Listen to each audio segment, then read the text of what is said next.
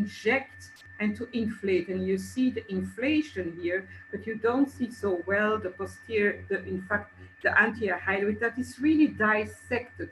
And the more you inject, the more it is dissecting here. And you see that in children, they have a very huge attachment. It is here now, and then everything moves up. Now, once that the separation is done between the anterior hyoid and between the posterior capsule, then the posterior capsulorhexis can be done. And this is, in fact, we are now in a situation that is much more comfortable, and that is, in fact, the same than in a traditional lamellar cataract, which are the most easy cases in pediatric surgery. This child was 11 months, and in 11 months, I always use a bimanual technique, starting in children older than 1 year. I use a coaxial in port, side port, to do all my surgery, because it is, of course, to respect as much as possible the architecture of the incision, that I prefer to have one incision, in fact. So here you see that with the posterior capsulorhexis, just keeping and just following the anterior rhexis. And here, this is a very important maneuver. What I'm doing here is to see whether I can open without seeing any movement of the posterior capsule. And you see that here there is in fact, you see there, I saw a line, and that is in fact the ligament limits. So I was sure that I have enough space to implant the lens. And this is important. It's not always the case in babies of 3 or 4 months. In practically 1 year, their space is relatively large and approximately the adult size. Now I'm inserting this lens, and you see how huge this lens is compared to this size. This eye here has a wide to wide of approximately 10 millimeters. So it's not yet an adult size. I like this Lester hook in order to insert and to be sure that I will position both capsules here within this groove. Here in the lens groove between the anterior flanges of the lens, posterior flanges of the lens, and here both capsules are inserted. I do it very slowly. There is no risk at all. The lens is big enough, will not tumble down in the vitreous. There is a support of a normal vitreous. So there is no risk of having a lens that will go posteriorly. You can only fear that when you have anomalies of the anterior interface. So I continue to try to insert with this Lester hook. I push in between both haptics so that I can see how far I can push without exerting too much pressure on the zonules. I remark here that that's the maximum I can do, and I convert now in a bimanual technique. With my left hand, I have a blunt instrument in between both haptics, and with my right hand, I keep that Lester hook and I go in between, behind the posterior capsule, pushing and helping both capsules to be inserted within the groove, step by step, little by little, so that I'm sure that everything is absolutely fine. In the meantime, with this hook, I also continue to dissect and open up the ligament of Figer that is in kids relatively large. The lens is set. This is fine. We are all satisfied now. It is just finalizing the case, and that is, of course, suturing, inevitable in children, suturing. And you see that even by doing and removing the viscoelastic, there is no harm there, or no risk. I will close the there is no risk at all of moving the intraocular. Another challenge in pediatric cataracts are the dislocated crystalline lenses. And I would like to show you a new technique that I developed lately, and I was in fact also inspired by the Yamani technique. And you will see that I have a step-by-step approach. very mathematical, but everything has, in fact, its reasons. So I use here 5 dots. 5 dots corresponding, in fact, I go a little bit further, so this is a better view. Those 5 dots are absolutely important. These dots corresponds to the periphery of the crystalline lens. This dot corresponds also to the periphery of the crystalline lens. This dot is the absolutely middle, corresponds to the meridian through the eye, and you have to work in such a way, in certainly dislocated lenses, in order to avoid tilt, in order to avoid decentration. You have to take care that this meridian is respected at any time during surgery. So I will fix and I will put a lasso, a proline thread, and fix it here, which is exactly in the middle of the total width of the lens and the meridian of the crystalline lens. So here and here, there will be there will happen the final centration. That's the reason why you have those dots there. Now here, I'm going to puncture the anterior capsule, and in these dislocated lenses, they are so small, they are not small, the capsular bag is not small. The lens is now a little bit round because there is no traction, or there is no tension by there is no tension by the zonules. The zonules are loose. So you see here why I will support this lens in order to have it as symmetric as possible. I will put my hooks at this and this position to be symmetrically compared to the meridian of the lens. And that is the reason why I wanted to have these dots at the sclera.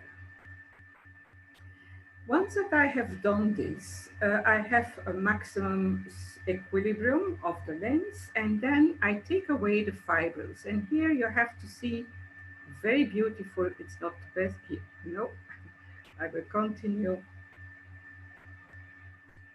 And at a certain moment, you will see that I snap the posterior capsule. And snapping the posterior capsule, oh, voila. You saw this step. When you snap the posterior capsule by retrieving the fibrils, this is a big sign. This means that there is no attachment at all by the vitreous. So that means that you have a lens that is floating on top of the anterior highlight. No attachment at all.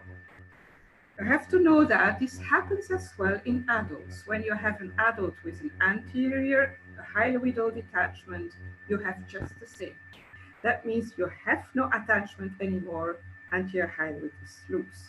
This is certainly the case in those kids with dislocated crystalline lenses. What you might do is to inject a little bit of viscoelastic through the zonules in order to push back the anterior hyaloid if you are afraid of your anterior hyaloid. So let us continue now. This is all done. The capsular bag is emptied.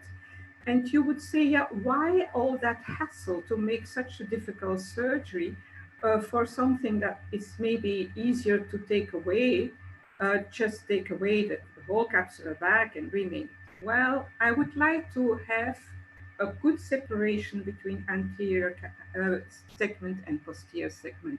And I think it is still possible by using this technique. You see that just by inserting a capsular ring support, you see that the capsular bag is already much more extended, and you see here the loose zonular fibrils, very few in number, present there. Then it is time to release the hooks. It is time to make the anterior capsular rexis of the right size. And here you will see I have to make a little cut. I can still follow the border of the anterior of the ring caliper, and I have here the anterior capsular rexis of the right size. I do a puncture, inject viscoelastic. I wouldn't do it at that stage if I had done it here, but I have had not reasons to do it earlier. So I now do my posterior capsulorhexis in order to have the right size, anterior and posterior capsulorhexis. And now, again, by manual maneuver, I insert the back in the lens and I have the lens on place. But you see very well that this lens is not centered at all. I tried to put bean shape rings, and I thought with bean shape rings I might have a better result, and maybe that is sufficient. But you will see that after implanting the maximum width of beans that I could, I have practically, it is an improvement, but it's not enough. That will not give a good quality of image for the patient, because you will have not only decentration, but you also have a big tilt. You see that I bring here both beans at a level of the central part here. They are in the middle, so that I'm sure that I've recentered the capsular bag, taking care about the anatomy of the crystalline, natural crystalline lens or the natural crystalline capsule. Now here I have in this hand, I have the Prolene 60. I've cut everything and I took just a piece of that thread without needles. So I take these ones, these dots that I have marked previously. And here I have a needle, 27 gauge needle, and I bring with my right hand the thread here. So I load the needle with the thread, bring it out, load the thread again in the other side, the other piece of the threads, and then I have two pieces still attached in the needles, and I have a loop here that I will insert within the periphery of the lens. And then you can pull on both sides to center it optimally. And then you have, of course, and this is the beauty of the Yamani technique, and now I will adjust and cut the piece of thread and burn it so that I can have a beautiful fixation. And this then, it is the last step of the surgery, of course, before closing everything, but it's the first time that I could titrate so beautifully and trim so beautifully the centration of the lens of a dislocated crystalline lens. And I'm sure that I have now a practically beautifully centered lens with for sure no PCO that will occur over time. And I think that the thread of 60 will last for a long time.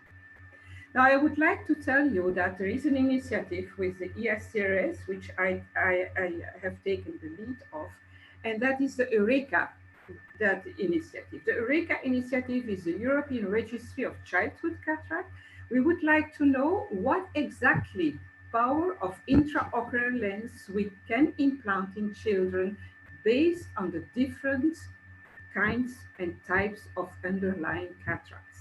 And this is the reason of that Eureka. It is practically ready to go. We are doing the last changes on the forms, and then we can start the prototype, have the first centers who can try it on, and then it can go live. I hope even with the COVID, I think we will be ready and we will have no delay on releasing that prototype. I would like to thank you for your attention.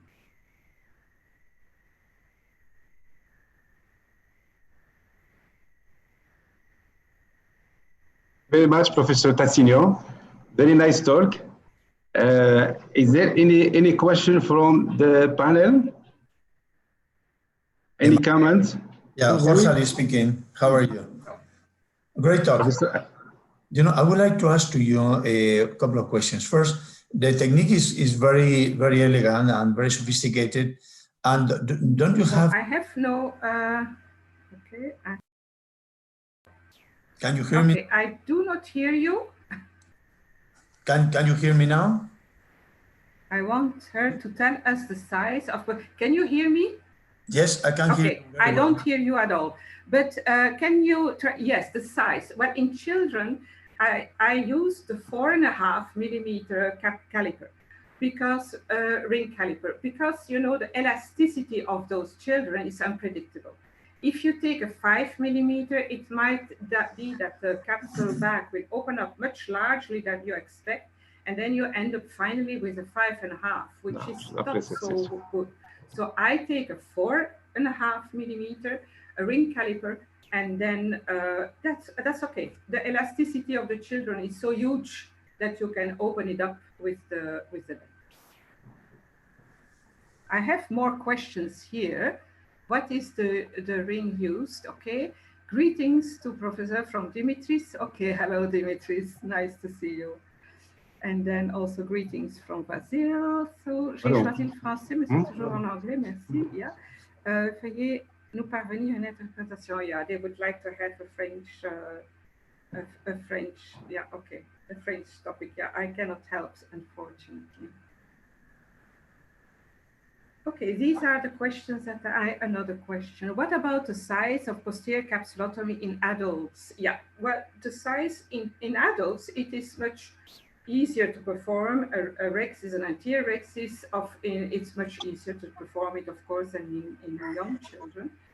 But it is still, the posterior capsular rexis is a 5 millimeter, and optimally, but it can be 4.8.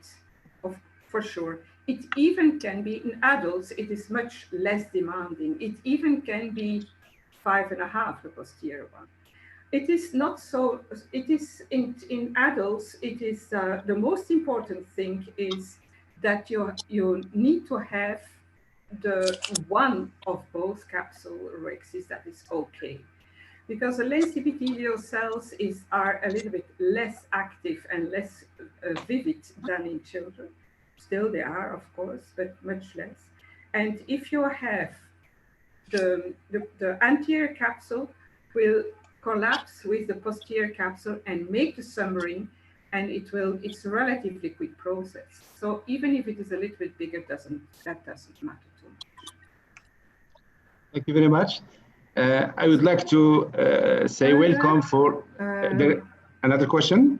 I have a question concerning the dislocated crystalline lens. How are your long-term results in this type? Yes.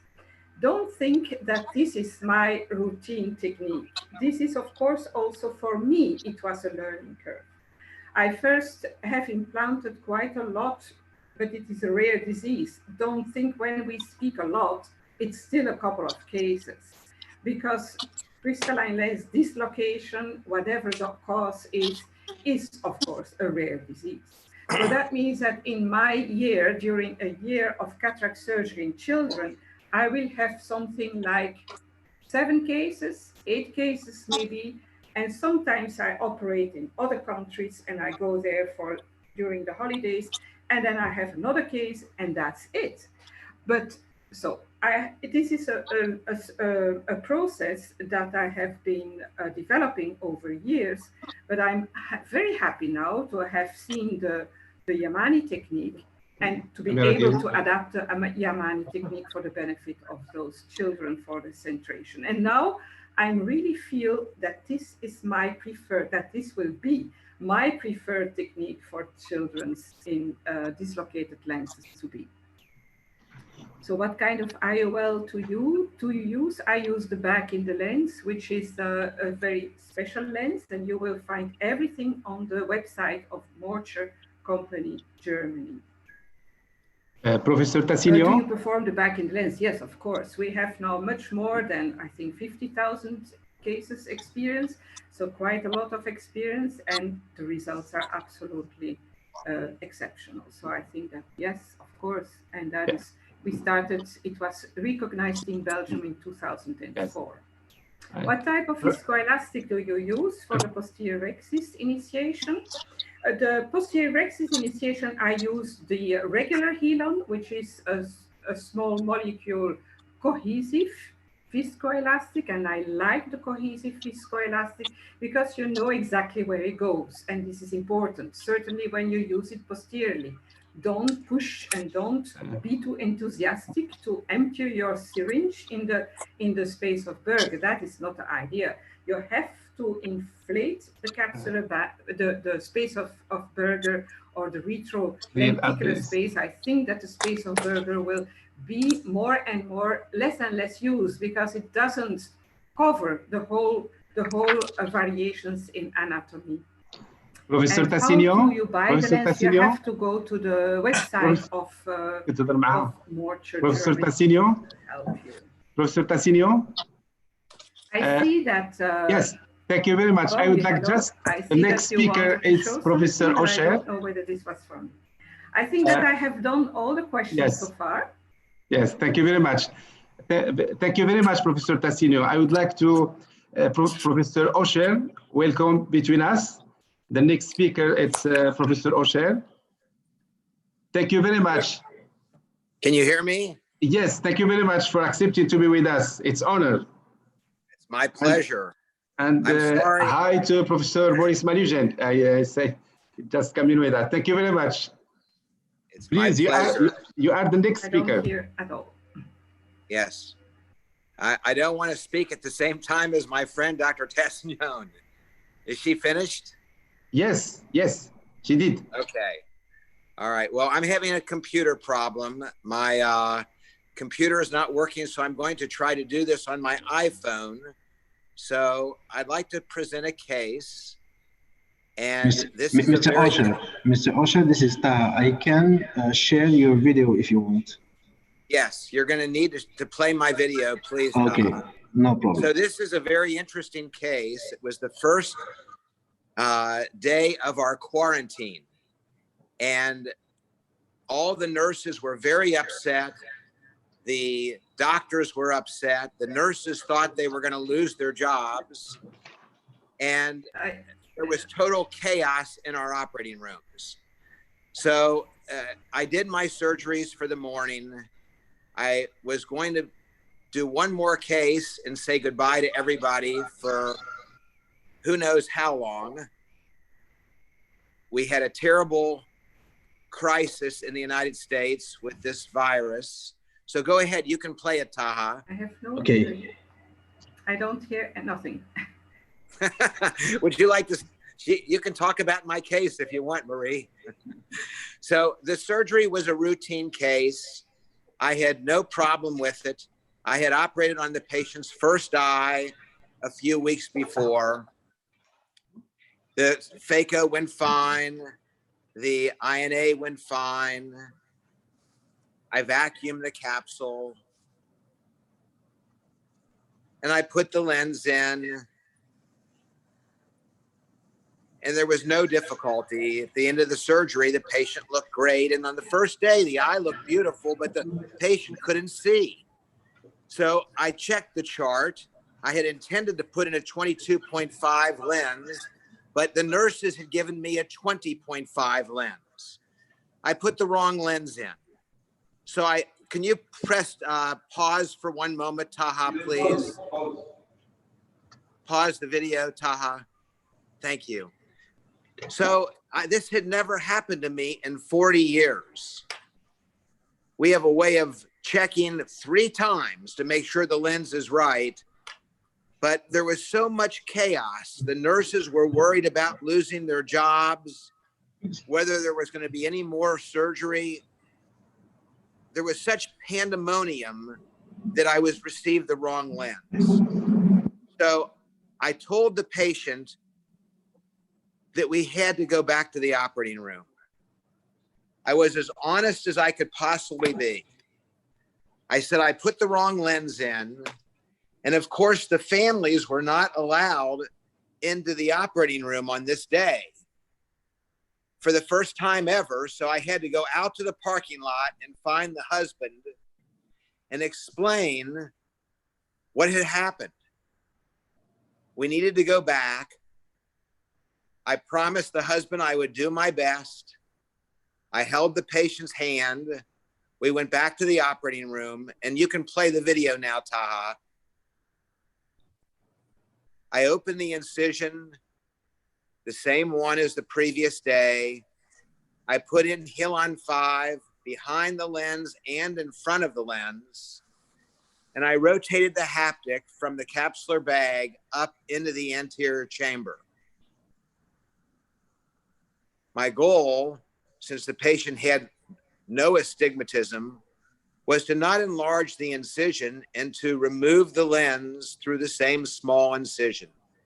I could either refold the lens inside the eye, or in this case, I used the Snyder-Osher forceps, and I decided I would just cut the lens into pieces, keeping the Hilon 5 in back of and in front of the lens, pushing the posterior capsule away, keeping the cornea protected.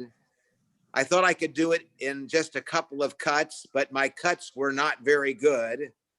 So I had to make an extra cut. But each time the lens piece came out atraumatically through the same small incision. And the entire time I was reassuring the patient that everything was going fine. One of the nurses was crying because she felt responsible, and I told her it was not her fault. We were going to fix it. Everything would be fine. I put the new lens in.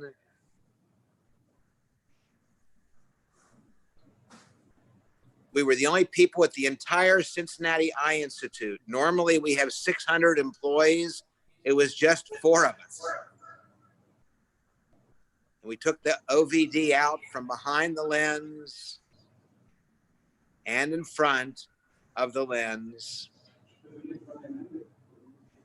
And then once the lens was in perfect position, I put in some Myocol to constrict the pupil, hydrated the incision again and made sure it was watertight. And at the end of the case, the eye looked fine. And I made sure I put the correct lens in. On the first day, her vision was 20/20, and she was very happy.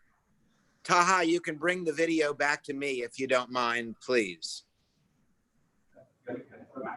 Can you see me again, Taha? Yes. Do you hear me? I hear you, but I don't see. Again? Yeah, I don't see you, but if you can put the video back on me, I'd like to explain, not the video again, no, the video back on me. Okay. Stop there sharing. You are, okay. Okay. So what are the lessons from this case? They're important.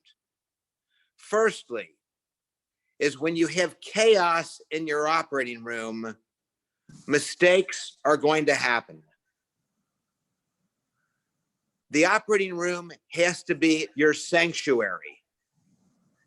You cannot have pandemonium. And the nurses need to be paying attention. They can't be telling jokes or sharing what they did last night. You can do that between cases or at the end of the day. The operating room is a place where there cannot be any confusion. And this was a perfect case to show you where the nurses were concerned about their jobs. They were frightened of the coronavirus, and mistakes were made. The second important lesson is that we're human and we make mistakes. And when we make a mistake, we need to be honest. We can't blame the nurses. We can't blame the patient. We can't blame the coronavirus. We have to take full responsibility. We have to apologize to the patient. This is very difficult for many physicians. We have to say, I'm sorry, and reassure the patient. And they need to know that they're on our side. We need to tell the patient we can fix the problem. We need to reassure the patient it's not going to cost them more money. We need to take the time to explain how we're going to fix it, and then either do it ourselves or refer it to someone who can do it. And then once the second surgery is complete, we need to follow up and call the patient at home. Even if it's a quarantine, show the patient that we really care. Patients don't care how much you know until they know how much you care. So this was a very instructive case. It was my last case before I stopped operating for 2 months. And this was my first week going back to the operating room. And I promise you, every lens I put in was the correct lens. I'd be happy to answer any questions that you have. And I hope this case was instructive. I personally have one question regarding the technique used. Hello. So hello. I have seen you a couple of years ago using a technique which was consistent in cutting just one quadrant of the IOL. So why did you cut it into 3 pieces? That's a very good question. The technique that I was using was developed by Shuichiro Uguchi in Japan. You basically take out a quadrant and then you can rotate the rest of the lens out. The difference is that sometimes you have to enlarge the incision from 2.2 millimeters to 2.4 or 2.5 millimeters. And I wanted to do this through the same incision. I could have used that other technique, which you saw. I could have also used the technique developed by my friend Paul Ernest in Michigan, where I refold the lens inside the eye. And again, sometimes there's a slight enlargement or else you have a slight trauma to the incision. I wanted no more trauma. I had already traumatized myself, my nurses, and my patient. So that technique to me was a very easy technique. Okay. Thank you. Bobby, hello, Dr. Alio. Hello, Jorge. How are you? Fine. Nice to see you. Why not to use a piggyback lens? Piggyback could be with an incision size that is not going to be modified. You can inject the piggyback, and then calculations are very, very precise with piggyback lenses. And probably in this case that you rightly change the lens, I think that this is a second option, which is easier and less traumatic for the incision. What do you think about this? I think it's fine. I think that there's 3 ways to correct the wrong power. And we will all make mistakes, or we know, I just presented last week at another webinar, we had residents evaluate all of my surgeries from 2019. And I missed a half a diopter.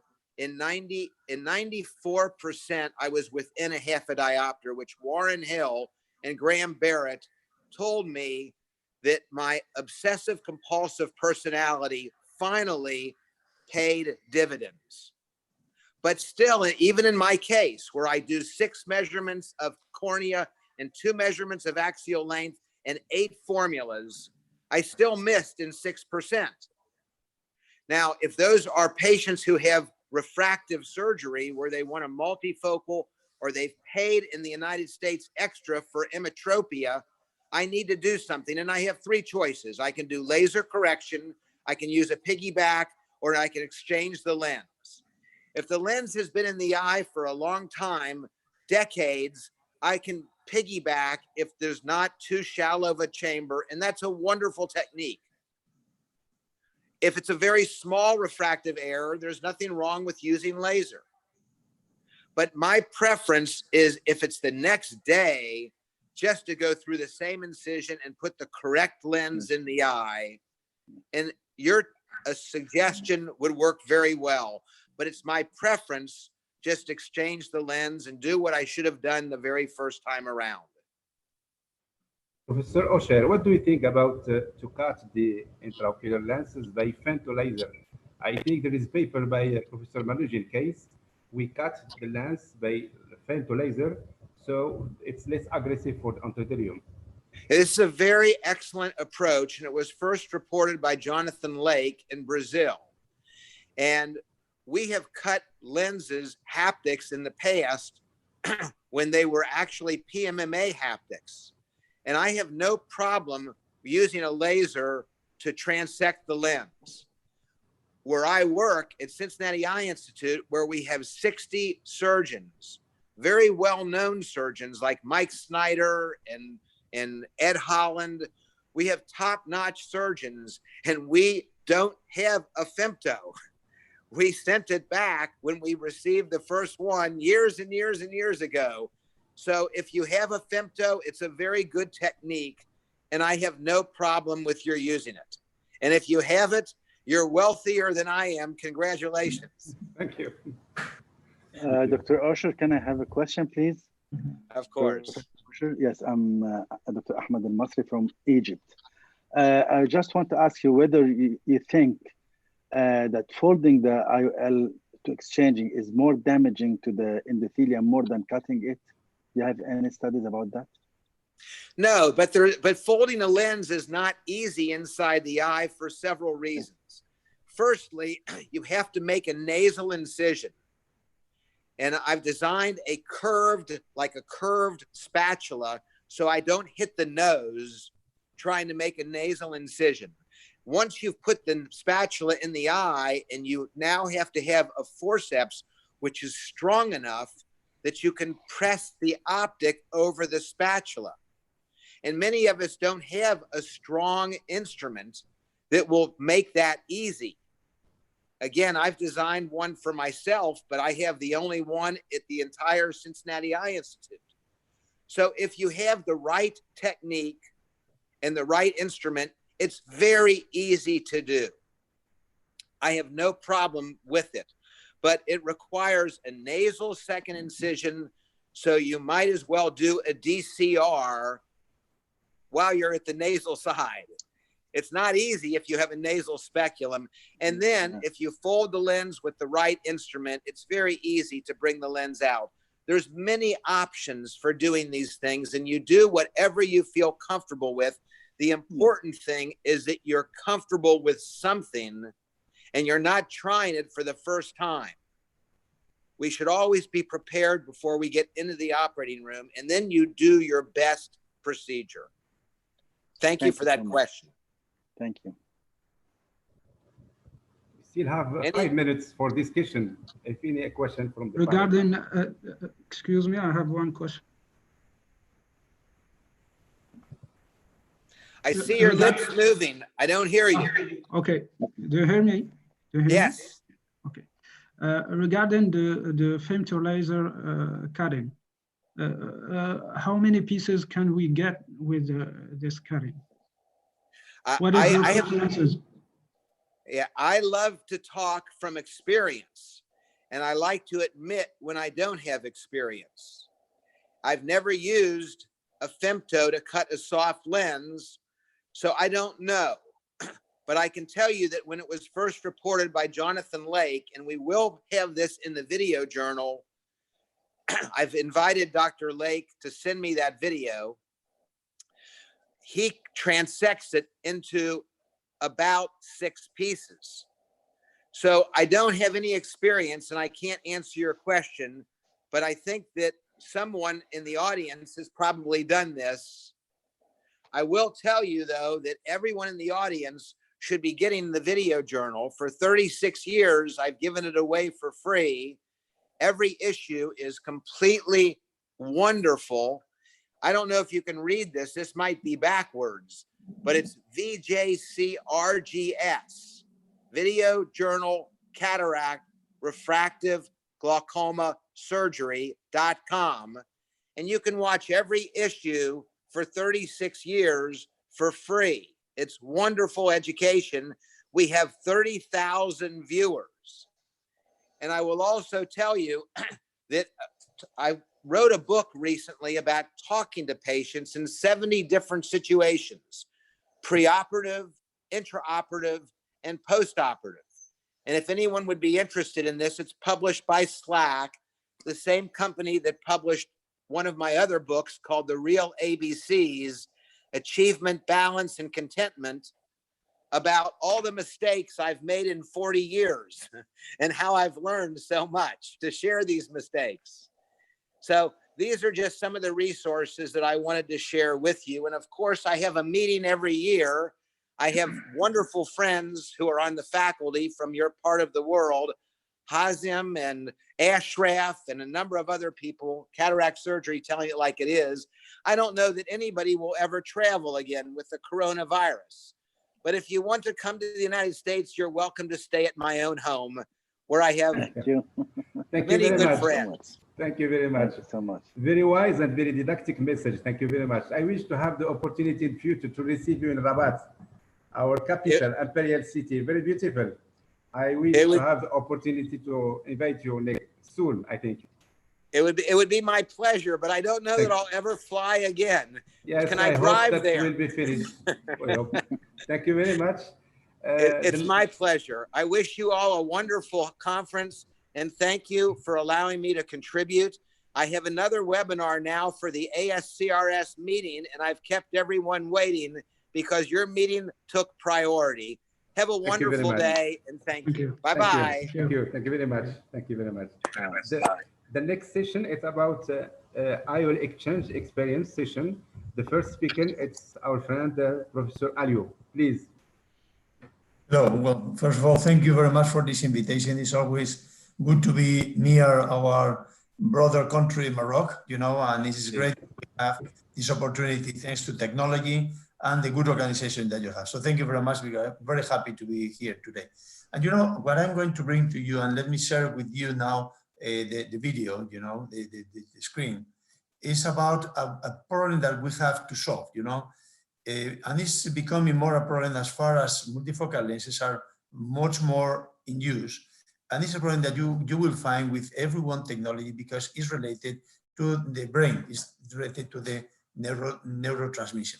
So what I'm going to talk to you is how to treat dissatisfied patients that claims for neuroadaptation failure following multifocal intraocular lens implants. And what I'm going to show to you is a preliminary work that we have already presented in Marrakesh in the last meeting, in the winter meeting that happened in February, before this mess has happened, in which we discovered that we can treat this problem by changing the lens by another multifocal, but with a different optical profile. And let me take the next 20 minutes for me to explain to you what is this. First of all, worldwide, our patients are more and more demanding to get a very good vision, but very good vision without glasses and from far and near. What makes a particular challenge because this is not always possible. And obviously you can use it some different approaches, but the one that is becoming more dominant are multifocal lenses. Multifocal lenses are used even with refractive lensectomy because obviously high refractive errors in people who are in the middle age of their lives without any good alternative for presbyopia in that age are very good candidates for multifocal intraocular lens implants with refractive lens exchange. What means that we are even decreasing the age in which this surgery is performed. Based on this, we have different type of lenses. The problem is what lens to choose. This is a completely different talk to this one, but about the choice of multifocal lenses, you have to consider many variables, but whatever you consider, finally, you have to use refractive models, which can be rotational, symmetrical, or asymmetrical, like the Ocular lenses, diffractive models, which are the more frequently found in the market, and today the extended depth of focus that basically are lenses that will improve slightly the near vision. They are only extended depth of focus because they are not that powerful, and this is why most of the lenses using EDOF principle, they are hybrid lenses in which you have a multifocal with low power, and on top of that, an EDOF effect. Accommodative lenses are not yet available, but they are working. And I'm sure that in the following year, probably at the end of this year, might be that we can have one in the market or at least preliminary market. We have been working on that. So these are the availability that you have. And either you can make mistakes, that means that to make an implant that is not the right patient for that, or you make a right surgery and finally you are not with a satisfied patient. And this patient dissatisfaction can be for different reasons, but if you have a bilateral implant base with a bilateral feeling about foggy vision, unsatisfied, not good vision in mesopic conditions, unexplained visual complaints, distortion, or photophenomena, and this doesn't disappear or are accepted by the patient after 3 or 6 months, then you are dealing with a neuroadaptation problem. And neuroadaptation means that the brain is not able to use these images on proper basis, and all the problems that these lenses have, that indeed are because they are not physiological, are acceptable for many brains, but not for all. The rate of neuroadaptation dissatisfaction is about 2 to 5% depending on the models. And this is when our problem happened. What to do with these patients? Most of the times, the doctors are changing the lens by a monofocal, but this brings another dissatisfaction. We have been studying this, and we shall offer very soon a paper on this. Papers are dissatisfied also because the lack of near vision without glasses. So we decided to overcome this problem by substituting the intraocular lens by another different intraocular lens with a different optical profile.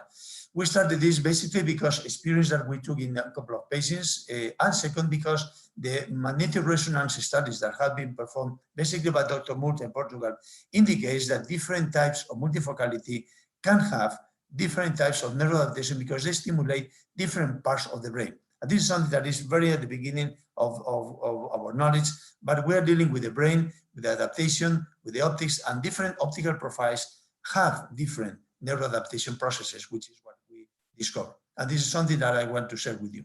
So what is our approach? I'm going to show to you data on 50 eyes, so 25 patients, which is now a very good crowd of patients, in which we changed if the neuroadaptation problem was created by a refractive lens to diffractive, or if the implanted lens, and we're always talking about bilateral patients, from diffractive to refractive. We collected all the data that is adequate for the purpose, including the patients' questionnaires about satisfaction of the vision and quality of life. And this is what I'm going to show to you. As you see, these are the lenses that we have changed. We have explanted as far as many lenses of diffractive than refractive. And as you see here, we have explanted also some EDOF lenses that in our hands have been very poor in performance, particularly the mini-well. We have explanted most of them. And then we have reimplanted a lens with an alternative optic. For instance, in the Restore, we implanted the Oculentis. In the Reiner, we implanted the Lisa tree. If we have explanted the Panoptis or other lenses with a diffractive optics to refractive, and in the EDOF lenses like the mini-well, we implanted a diffractive lens because these EDOF lenses are refractive lenses because they have a modified radius of curvature. Now I'm going to show to you the surgery. You know, we have different cases, and let me show to you first my first case. This first case, the quality of the image is not that good because it was explanted about 5 years ago. This is the wife of a dear friend ophthalmologist that had the surgery. She was 20/20 J1 with this Oculentis lens M++3. She was very happy with the outcome, but she was not happy because the distortion. She had the feeling not of bad vision, but of distorted vision. And after fighting 2 years with this case, we decided to explant the lens, and this is the way in which we explant these lenses. We divide the lens in two, but not totally cut, and then we rotate the lens into the incision that is about 2.5 millimeters. With 2.5, you can rotate very easily these lenses that are soft, and you don't need a larger incision. And basically, once that you do that, you can inject in the capsular bag, and this capsule was implanted with a capsular tension ring. Very important issue. We always implant a capsular tension ring in order to achieve this type of surgeries. And with care, we can dissect the capsular bag. We can open the capsular bag again, even after more than 2 years, like in this case, and then we can go for smooth. This is another case that is more recent. This case was explanted after 6 to 7 months following the surgery, and you can see the different steps. First, we need to open the adhesion between the capsular ring, the intercapsular ring, and the lens with a spatula. Then we inject cohesive viscoelastic underneath. Then with the cohesive viscoelastic, we are dissecting the attachments and the adhesions of the haptic to the peripheral part of the capsule. You have to be very careful in doing that in order not to dislocate the sonar fibers. And then we get first one haptic out from the capsular bag. Then once that this haptic is out, then we rotate the lens, and also and always assisted by high viscosity viscoelastic, and we prefer Hilon or Hilon GV. Then we are ready to get the lens out. We are opening in this case about 2.75 millimeters.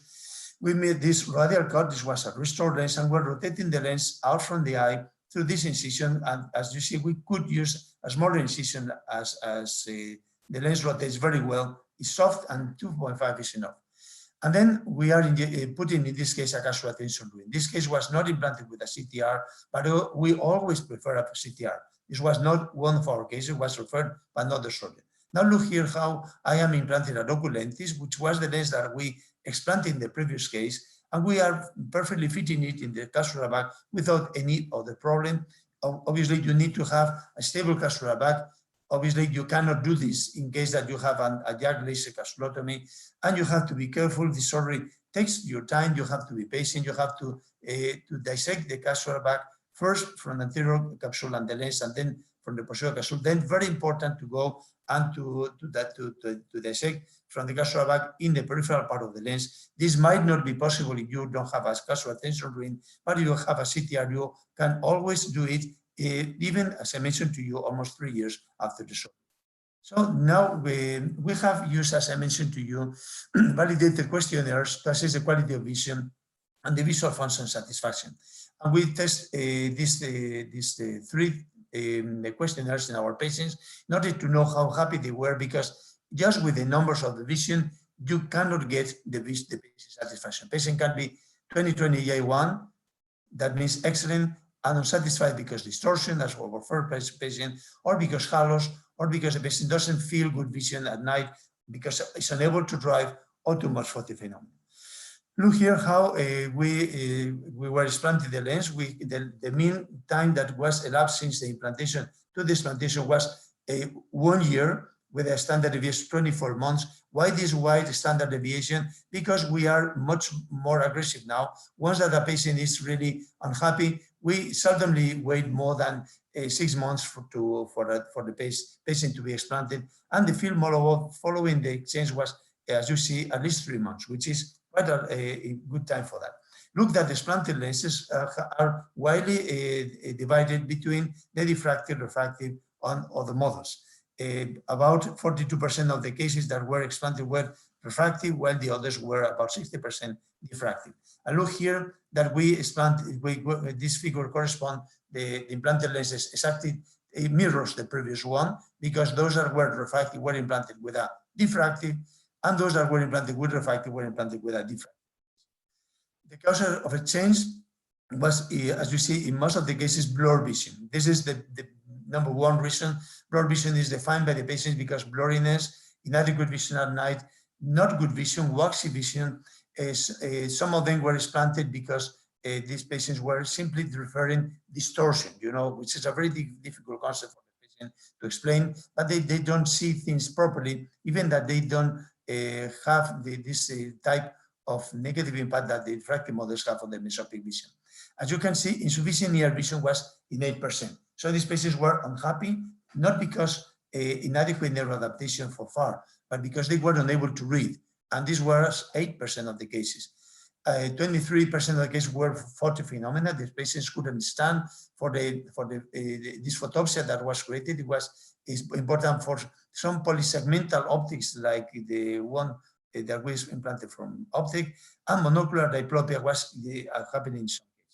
So this is the page. And look here that before and after the change, the patients had quite a good outcome, because there was a statistically significant improvement in binocular distance vision, in the corrected for distance visual acuity and the uncorrected for distance visual acuity. That means that with this technique, we are improving the vision. It's not unusual, because those patients affected by distortion, those patients affected by blurry vision usually lose 1 line of best corrected visual acuity, if not more. We didn't have any change in the spherical equivalent, and as you see, these were the outcomes that were seen. And even though no significant change was in the spherical equivalent, the vision improved significantly. And this is the questionnaire with the subjective quality of vision questionnaire. As you see, we obtained significant values, statistically significant values in the frequency, severity, and bothersome of the symptoms. We had a preparative score of 85, 48, and 52 respectively, and this was decreased to 37, 34, and 52, highly significant difference in terms of statistical values. In terms of patient satisfaction, the patients were asked about their overall satisfaction, and the patients that were good and very good satisfaction increased from 33% to 83%. So 33% were, even with these symptoms, happy because they could read for near. All the patients increased to 83.3%, which is remarkable. And when patients were asked if they would repeat the surgery again, only 20% of our series of 25 patients answered yes with the first lens, while 90% of the cases were answering yes with the second lens, what means that it was not about the lens quality, it was because the tolerance to the lens, the patients were happier with a different optical technology. So in conclusion, we are showing to you an effective way to treat multifocal intraocular lens dissatisfaction, especially because of neural adaptation failure, and to change this lens by another multifocal, different optical technology is one new alternative. Our successful outcomes, which are in the way to be published now, offers a clear indication that different multifocals have different profiles in the rotation processes, what means that the brain is functioning each one of them in a different way. Probably we have patients that are more tolerant to one to the other, and this finding encourages further research about neurophysiology, which are the mechanisms of the rotation following multifocal intraocular lenses, is something that is totally ignored today, and indeed is something extremely attractive. This is our center in Alicante. This is a view from Alicante, from our castle. It's in front of Argelia and very near Morocco. And thank you very much indeed for this kind invitation and to share with you this interesting series of cases from you and from me and from all of those that are participating in this interesting webinar. Thank you very much indeed for your kind attention. Thank you very much. Thank you, Professor Ali. It's very interesting talk. We will keep the question at the end of the session because it's the same topic. Welcome to my friend, Professor Malujan from Russia. Welcome. And thank you very much. You are the next speaker. No question? No questions at all? The question, because we have three talks, the same topic about ion exchange. We keep the question at the end, please.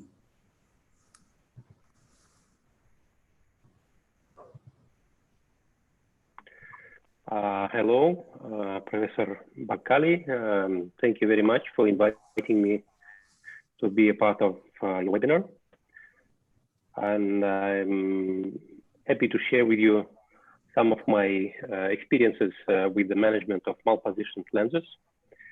I will come back to the presentation. So basically, there are different reasons for explantation of monofocal IOLs. Some of them is a loss of transparency, and some are related to dislocation and decentration. And one of the reasons could be incorrect lens power that happens in many cases. As already mentioned by Dr. Alio, optical aberrations and blurry visions in more than 60% is the reason for multifocal IOL implantation. But sometimes it happens because of the incorrect lens power, and some power adjustment can be done either by exchange or by some other methods. Basically, there are different lenses. All of them we do have in the market. All of them can be dislocated. However, most probably the single piece hydrophobic acrylic with haptics is the most predominantly used, and that's why they dislocate more than other types of lenses. So it's quite specific to the market of the lens. So there are early dislocations that happen usually because of complicated cataract surgery as a result of asymmetric IOL fixation and improper position of the lens in the capsular bag. Some of the cases are the result of incomplete or torn capsulorhexis. So this is the case one, early IOL explantation. This is the Lentis M+ IOL, and the patient was complaining on visual acuity fluctuations, blurred vision during the day, red eye. IOP was increased. However, it was controlled by installations of hypertensive medications and carbonic anhydrase inhibitors, systemic, but still IOP was not perfect. vision was quite good with substantial cylinder, not corresponding to the astigmatism of the cornea. So this is how the eye looked like. You see there is a lot of pigment on the anterior surface of the iris. We also can see the pigment incarcerating the paracentesis. So it's a significant pigment dispersion syndrome, and we see accumulation of the pigment in the anterior chamber angle, in the trabecular meshwork, showing us that there is something quite wrong. And on mydriasis, we can see the edge of that lens, which is not very well centered and dislocated because it is not fixated inside the capsular bag. So what should we do here? Obviously, we need to explant this lens and consider exchanging it, because the reason for this dislocation was the problem with capsulorhexis, which was having radial tear. So that's why it was not reasonable to keep that type of lens, which is single piece, without haptical elements, or the haptical elements are not really designed for another types of fixation rather than in the capsular bag. So we cut the lens into two pieces, and the lens was removed from the eye with the help of the forceps. And the question is what type of lens we should implant, and the decision here was to implant the three-piece IOL, which is specifically designed for sulcus fixation. This is Human Optics Sulcoflex lens. I don't have any financial interest in that, and it's having highly elongated optical elements as shown here, and allows the lens to position very reliably in the sulcus, and the diameter of the lens is 14 millimeters. And at the end of the surgery, we decided to place the leaflets of the anterior capsule on top of the optics, so to additionally avoid possible contact in between the optical edge and the iris. So you see these two areas where the capsulorhexis was teared radially, which was resulting in lens dislocation, and this new lens sits very well in the capsular bag. So this is another clinical case, probably uneventful phacoemulsification, performed 4 years earlier. Vision was quite good at the very beginning. However, 6 months later, there were several episodes of decreased and blurring vision, following with spontaneous improvement within 1 or 2 weeks, and IOP spikes that were treated with hypotensive and inflammation with non-steroidal anti-inflammatory topical drugs. So the patient is on systemic anticoagulants because of the artery thrombosis, pulmonary artery thrombosis several years ago. So this is how the eye looks like at one of the episodes of the blurry vision. And you see here, this is a drop of blood, and there is intensive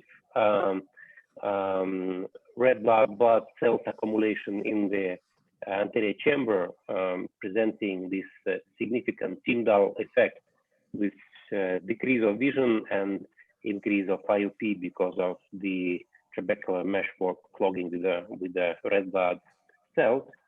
And on gonioscopy, we also see there is accumulation of the pigment resulting and the blood resulting from these episodes, as well as the blood that is also located in the vitreous body. We see there is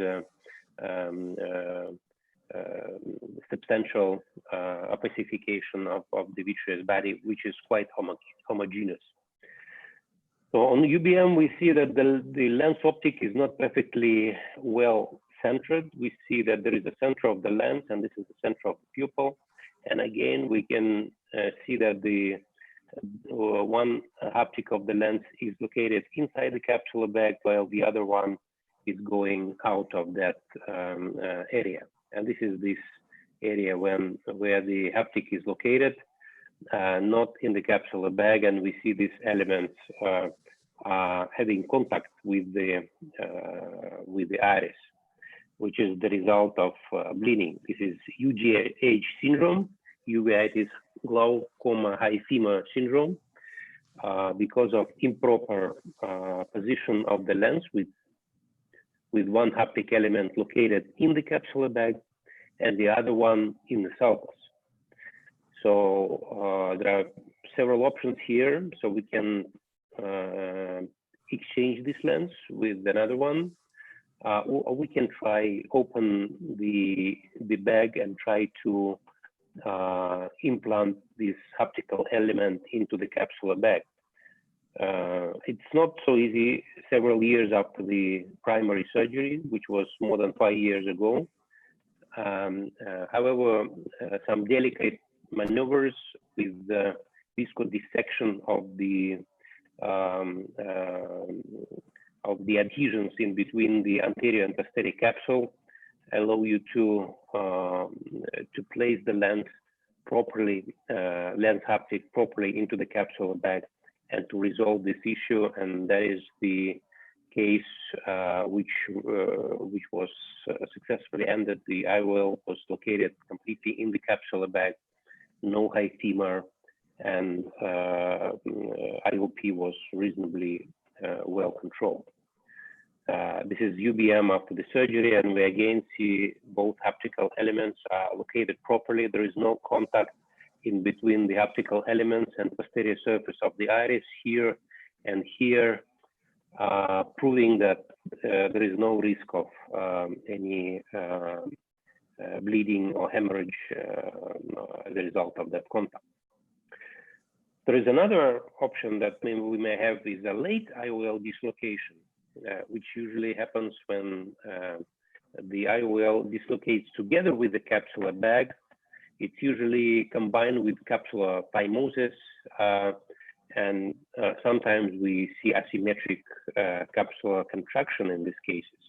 So it happens usually 7 to 10 years following otherwise uneventful cataract surgery.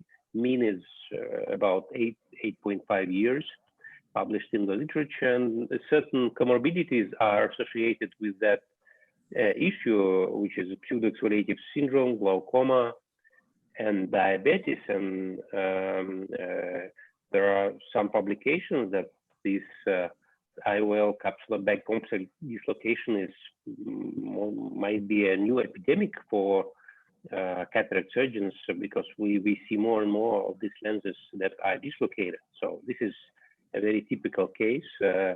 We see that the patient was having glaucoma surgery. This is the site of the glaucoma procedure.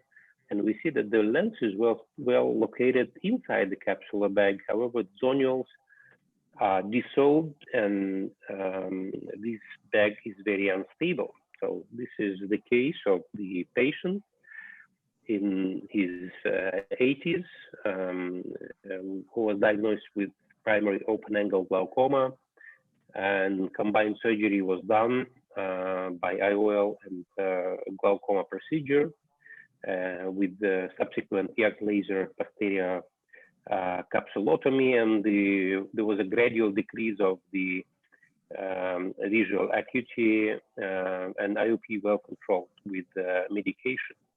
So what we see here, this is the edge of the IOL optic. This is the zonering rings. That is proliferation of the epithelial cells, lens epithelial cells on the equator of the capsular bag.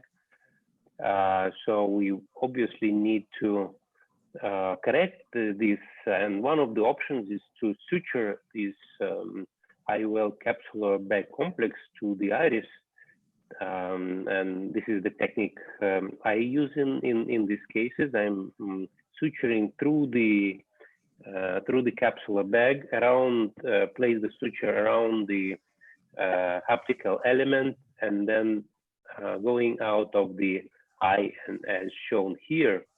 And more or less the same maneuver is needed to be done with the opposite optical element. We need to stabilize the lens. We need to expose the area of the haptics, because sometimes the pupil is not perfectly dilated. So you have issues in visualizing this area. So you need to place two suture. I like to place these two suture before tying the knots, because that helped me to center the capsular bag as shown here. And then by utilizing Sipser sliding knot suture, by externalizing the loop and suturing and tying the knot outside of the eye, and then pulling by the both ends of this suture, the knot is buried inside the anterior chamber. And as shown here, by tying these two sutures one by one, I really achieved good fixation. We see these two knots located here and here. There is a little bit of ovalization of the pupil, however, not very significant and not very cosmetically meaningful. So of course we have to be aware of the possibility of the pupil ovalization, and we need to avoid that as much as we can. So this couple of weeks after the surgery, the vision was still not perfect. However, the reason was that because of the ocular surface disease. So as soon as the ocular surface disease resolved, the vision was back to the preoperative values. What are the technical pearls for IOL explantation? Shown here, this is again asymmetric fibrosis of the capsule, and this is hydrophilic acrylic IOL located not in the capsular bag, but rather in the sulcus. I'm inspecting the capsular bag with the idea whether or not I will be able to reopen that bag and reimplant the optical elements. However, it was obvious that in that case, this is not a good possibility. So we need to exchange that lens, and this is cutting the lens. And don't forget to fixate the lens with a second instrument, because it's quite useful and help you to avoid rotation and help you to stabilize the implant while you are cutting it into two pieces, which is my preferred technique. We discussed that a little bit earlier with Bobby Osher's presentation. So I do actually like to have my incision wide up to 3 millimeter, and then remove these two pieces of the lens one by one, as shown here. This is done with plenty of cohesive viscoelastic located in the capsule, in the anterior chamber, to protect the capsule and to protect the corneal endothelium. And this is another clinical case with hydrophobic acrylic IOL, and again, it was not properly positioned in the capsular bag, and again there was no possibility to reposition this lens inside the capsule. So here the lens is repositioned into the anterior chamber. I sometimes stabilize the lens by externalizing one of the haptical elements. That helped me very much to additionally stabilize the lens. And as shown here, the proper intraocular scissors with these Packard-Chang scissors made by MST. I had no financial interest in that, and I love these scissors because they help me very much in solving these questions. So this is another clinical case. This is the IOL exchange, because this toric IOL was not properly powered. So it was an exchange of this one toric IOL versus another toric IOL. But I want to, this is another sharp pointed scissors, and you have to be quite careful, as I will show you later on here, when you're cutting the right final ends of the optics. You see here, I made the nick on the anterior capsule, and also I opened the posterior capsule with that instrument. So it was quite unfavorable situation here, because I need to reimplant the other toric IOL with the open capsule. That might be challenging. However, this case was completed quite successfully at the end, but I will not be showing it the whole case. So be sure that the tips of your instruments are rounded rather than sharp, and be sure that you have another instrument that you can introduce into the anterior chamber and stabilize the lens, which is also very important. So that's why in many cases, like in that one, I was implanting hydrophilic acrylic IOL, and suddenly I realized that both haptical elements were damaged. The upper haptical elements were damaged inside the injector. So there is no way I can leave this implant inside the this capsular bag, because the position will not be stable. So this is pupil expansion ring, which is not a problem in that case, because you can place the IOL on top of the iris, and then, which is important here, rotate the lens and cut the lens close to the main incision, which allow you to prevent cutting the capsule on the distal end of that optical element. And then the procedure become more or less routine. You implant the next lens and you are done. 25 gauge vitrectomy is useful when the dislocation is associated with the vitreous going into the anterior chamber. So this is a 25 gauge port I introduced in order to have infusion, and you see that the left hand is stabilizing the implant, because with vitrectomy it can slide into the posterior chamber, and then you will having difficulties in catching it from the eye, and as shown here. So the lens is located completely on top of the iris. The pupil is a little bit constricted, and now it's time to cut the lens. So at that moment, it's better to decrease the infusion or even switch it off, because otherwise the iris may go out of the main incision, because the infusion from the posterior pole will lift the iris up and make the iris incarceration. So that's also another trick which is quite important to avoid a lot of excessive irrigation from the posterior pole in that case. And this is the hydrophilic acrylic with hydrophobic haptical elements. Rigid PMMA lenses, and this is the case of combined surgery when the surgery was being done, explantation of the implantation of another lens, and a DSEC as shown here. So this is a PMMA lens. It's not easy to cut it, so I do prefer to remove these lenses as a whole, but you have to be sure that the lens will not stuck on the internal lip of the incision, which happened here. So you have to depress a little bit the incision in order to release this haptical element to take it completely out of the eye.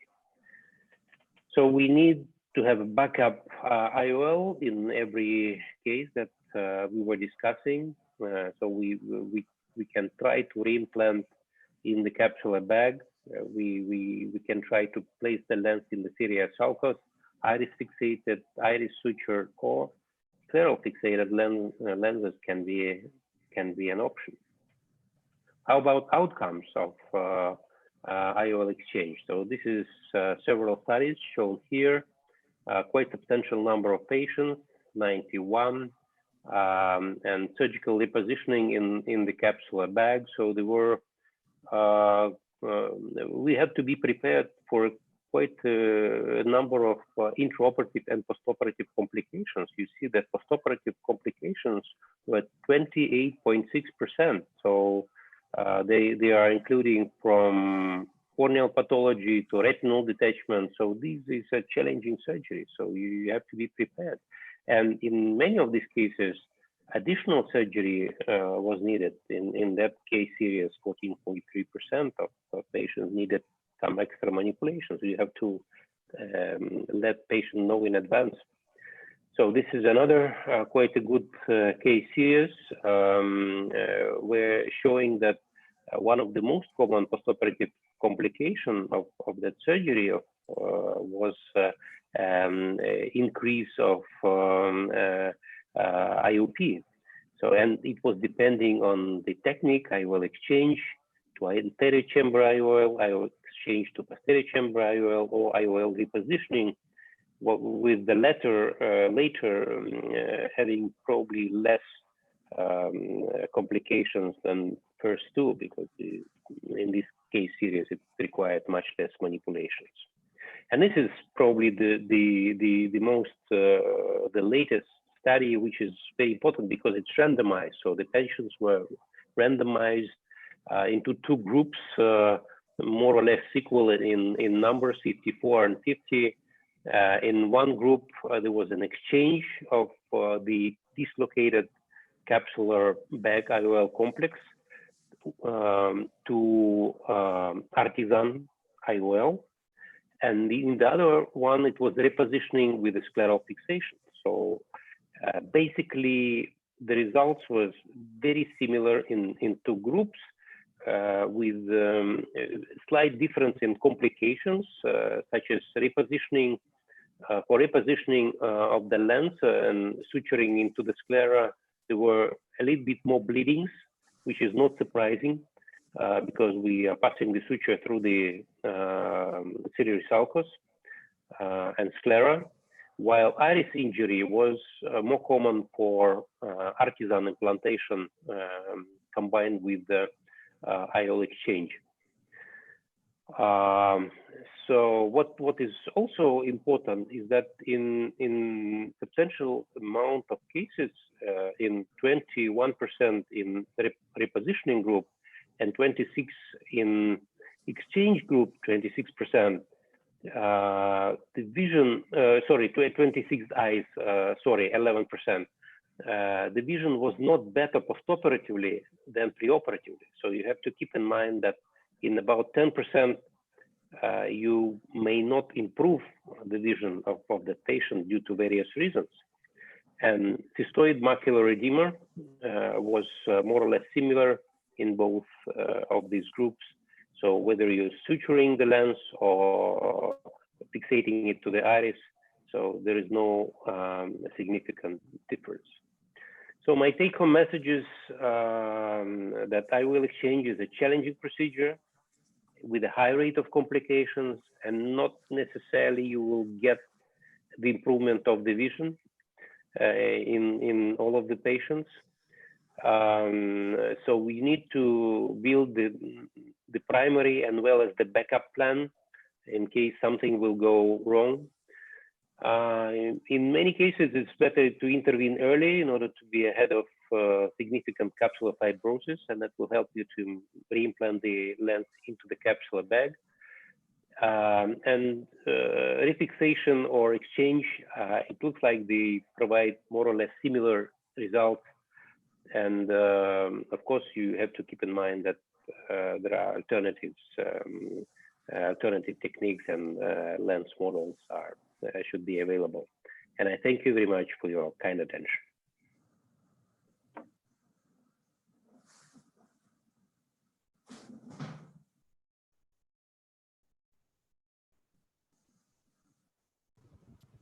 Thank you very much. The last talk for the same session about IOL exchange experience, it's from Professor Al-Masri from Egypt. And at the end of this three talk, we keep the question about this session, about IOL exchange. Professor Al-Masri. Okay, thank you, Mohsen, so much for this invitation. Can you hear me clearly? Okay. Yes. So, Yes, yes. okay, thank you. So this is maybe a little bit strange and out of the box. This is an exchange of a monofocal with a trifocal intraocular lens. As I'm always saying that the talent of the ophthalmic surgeon is to discover the personality and psychology of his patient as early as possible. And this is a key point to or an access for the patients of premium IOLs, whether the trifocal or the other premium IOLs. So this is a 70-year-old male patient. He came asking the medical advice of cataract, regular cataract. His biometry and speculum microscopy were done as a routine preoperative preparation. And after the patient's counseling, I was pushing the patient to do trifocal, as his work is to speak to people and to use the near and the far distances at the same time. So I tried to convince him with the trifocal, but he was more convinced with the monofocal IOL, and the monofocal was his choice. And we started with the right eye, straightforward, and after a few days, we did the left eye. And this is the biometry of the patient preoperatively. There was no significant astigmatism in the right eye, about 1 diopter, and also in the left eye, less than 1 diopter. And I implanted 19.5 diopter for his right eye and 21 for his left eye. This is his specular microscopy. And for the right eye, it's okay. It's very encouraging with high cell rate and very regular cells. And the patient postoperatively was straightforward with the visual acuity 0.8, the best corrected for the right eye, and 0.7 for the left eye. He was so satisfied with the near aid of +3. He was in vacation and went back home. And after 5 months, he came back to me asking for exchanging his monofocal IOL with a trifocal one. And he couldn't adapt his work with reading glasses. So I opened the discussion clearly and frankly and honestly.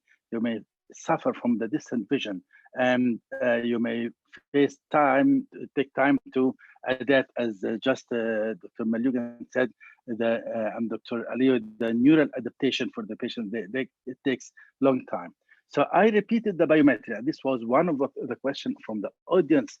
How did you take the biometry for these cases of exchanging multifocal with multifocal IOLs, or the monofocal with multifocal IOLs, or trifocal? This is very important, especially as Professor Osher said, we are trying on exchange of the IOL not to induce more astigmatism by opening or widening the wound. So you will try to make your exchange through the 2.2 or the 2.6 millimeter in order not to induce more astigmatism. The right IOL was exchanged on the 4th of December 2018, and the left after 4 days. This is the biometry before putting the IOL for the right eye. It has been improved, decreased about 0.25 diopter of astigmatism from the previous one, and it's a little bit more in the left, but it's not so significant as it was forgiving for a trifocal IOL to be put. Of course, in these cases, it was measured on the pseudophakic mode, as you see on your right upper right-hand side in both eyes. And again, in these cases, I prefer to repeat the calculation with the recommended formula for these IOLs, which is the Barrett Universal formula. And I already put the 18.5 for the right and 20 for the left. This is the surgery. It was straightforward. And please tell me if the video is clear, or it needs to be out of sharing and then to come back. Is it a clear video, or there's some... It's clear. It's clear, Mr. Ahmed. It's clear. It's clear, and it's speed it's smooth. okay. So it's smooth. It's smooth. Perfect. So simply to free the intraocular lens from the bag, and this is a very crucial point, because you are going to put a trifocal or a multifocal IOL. It should be well centered in the bag. So you have to keep all of the time the bag intact, and you have to be very careful with a lot of OVDs, freeing one of the haptics out. Yes, it takes a little bit some time, it needs some experience, but at the end of the day, it can come out easily.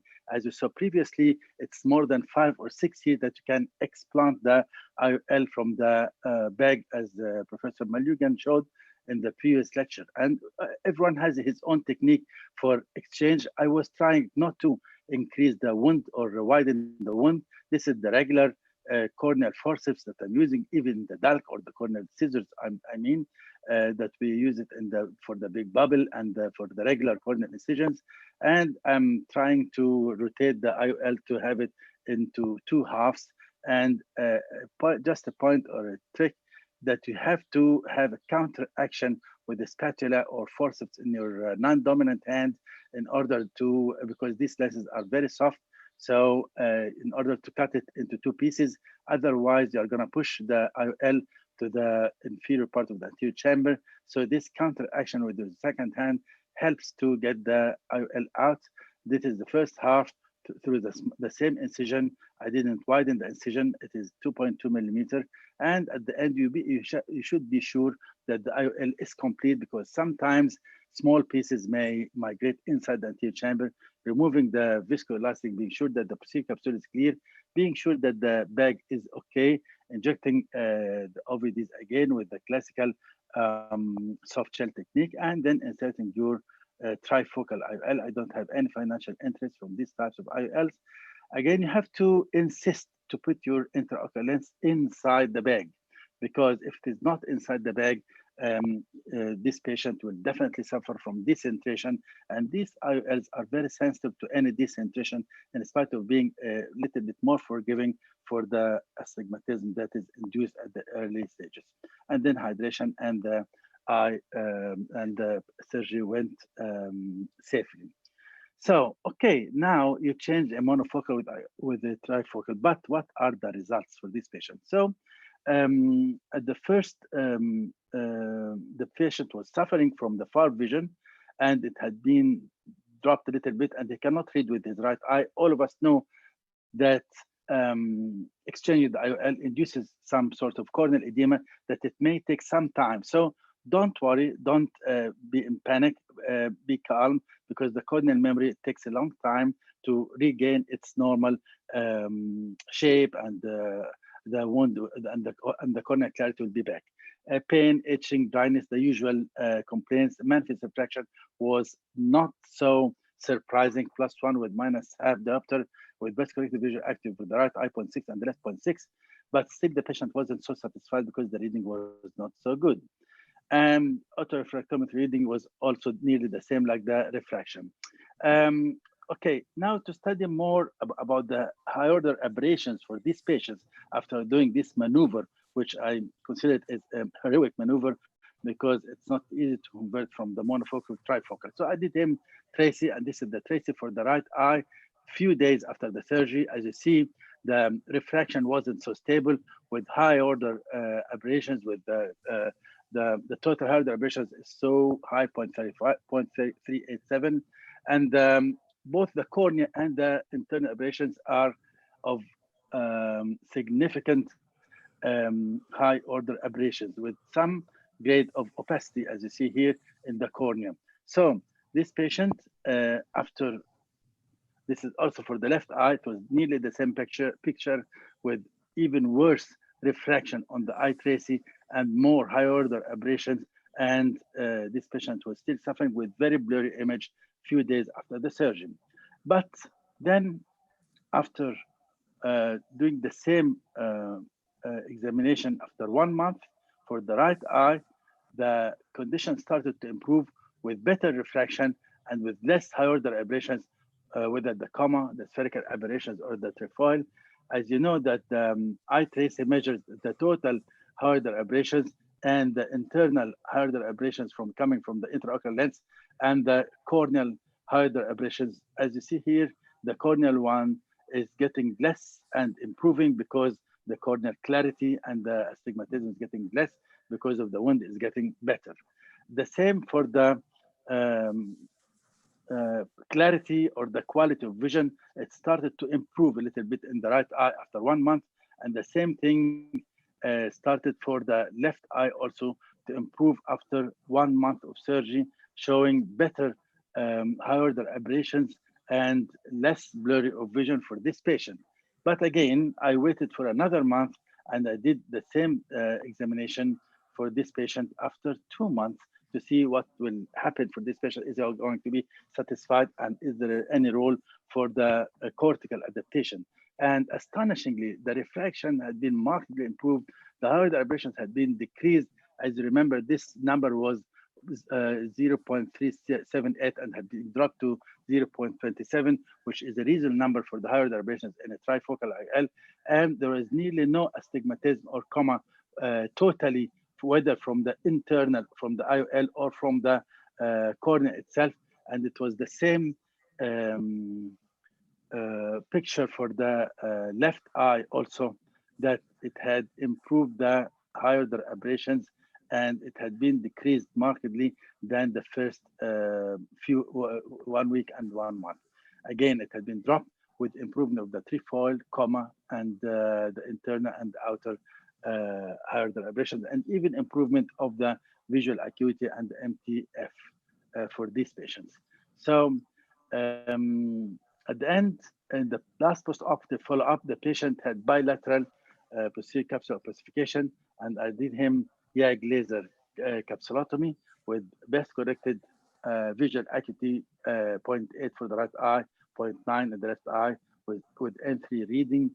And here the take-home message is, I revised the literature whether there had been exchanging of monofocal with a trifocal, but I didn't find. And to select these patients is the main key of success, as I said in the first slide. Again, realistic expectations. You have to tell the patient that your distant vision will be less than expected, but the near vision, there is a compromise. You'll gain in the near and in the mid distance, but the distant vision will be a little bit less, but you can drive or you can do all your tasks that you need.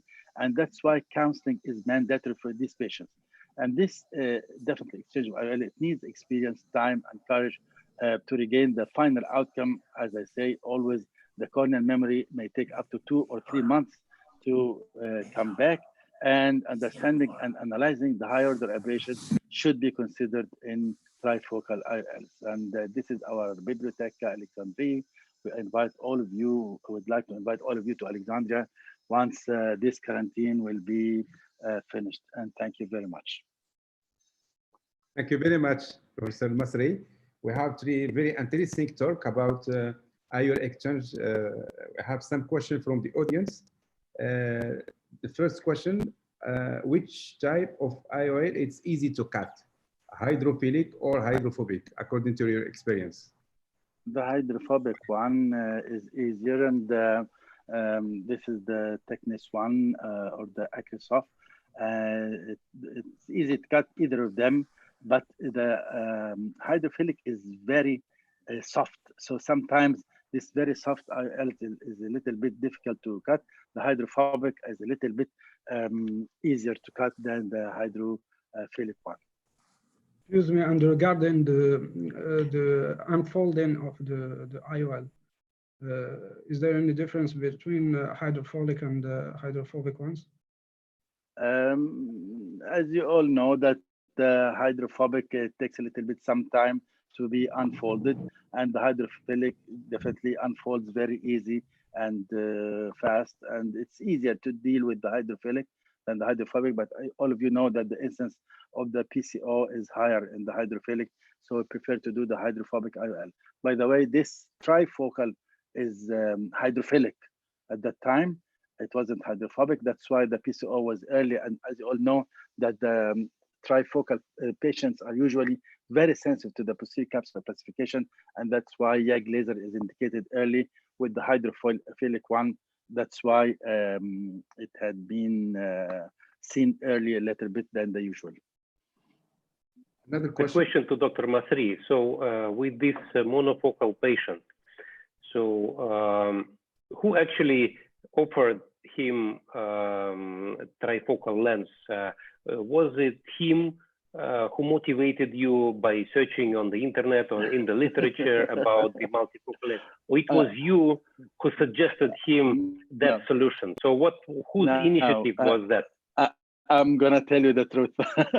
Actually, this patient, I advised him to do the trifocal, and then I told him, just take your time and think about it, come back. And he came back and he asked for the monofocal. Then when he was trying to exchange to trifocal, I told him, so why you didn't take the decision from the start?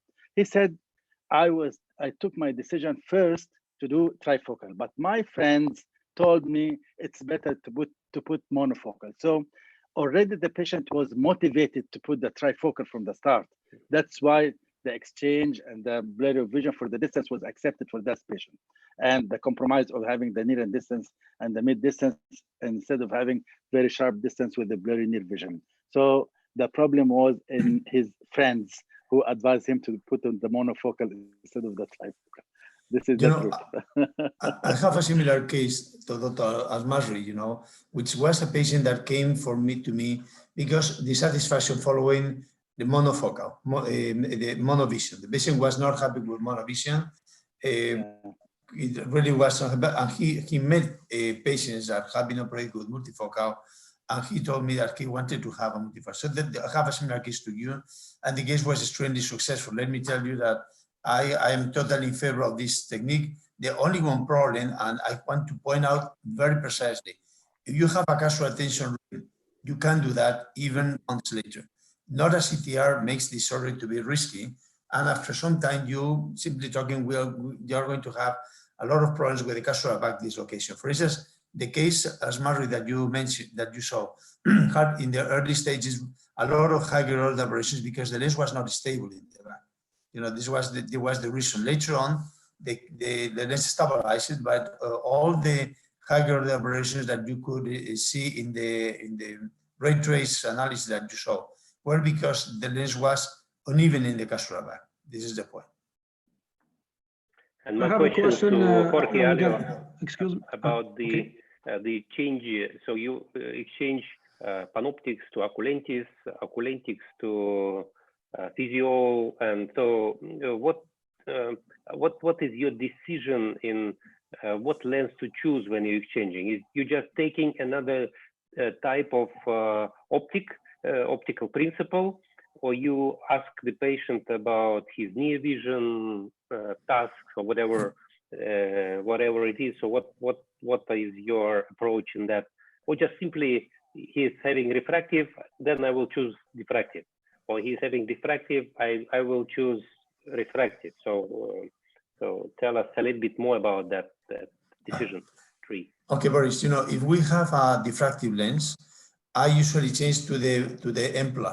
And the reason is because I have the M+ with a +3 and plus 1.5 diopters. That means that I can make an asymmetrical implant if I like being the dominant with the 1.5 and the non-dominant with the 3. And that makes a very good neuroadaptation because the 1.5 is basically a monofocal lens that has no photophenomena, And so this is my first choice. I'm ready to change to another lenses, refractive, but the ones that have given to me the best result is definitely the M+ Oculentis.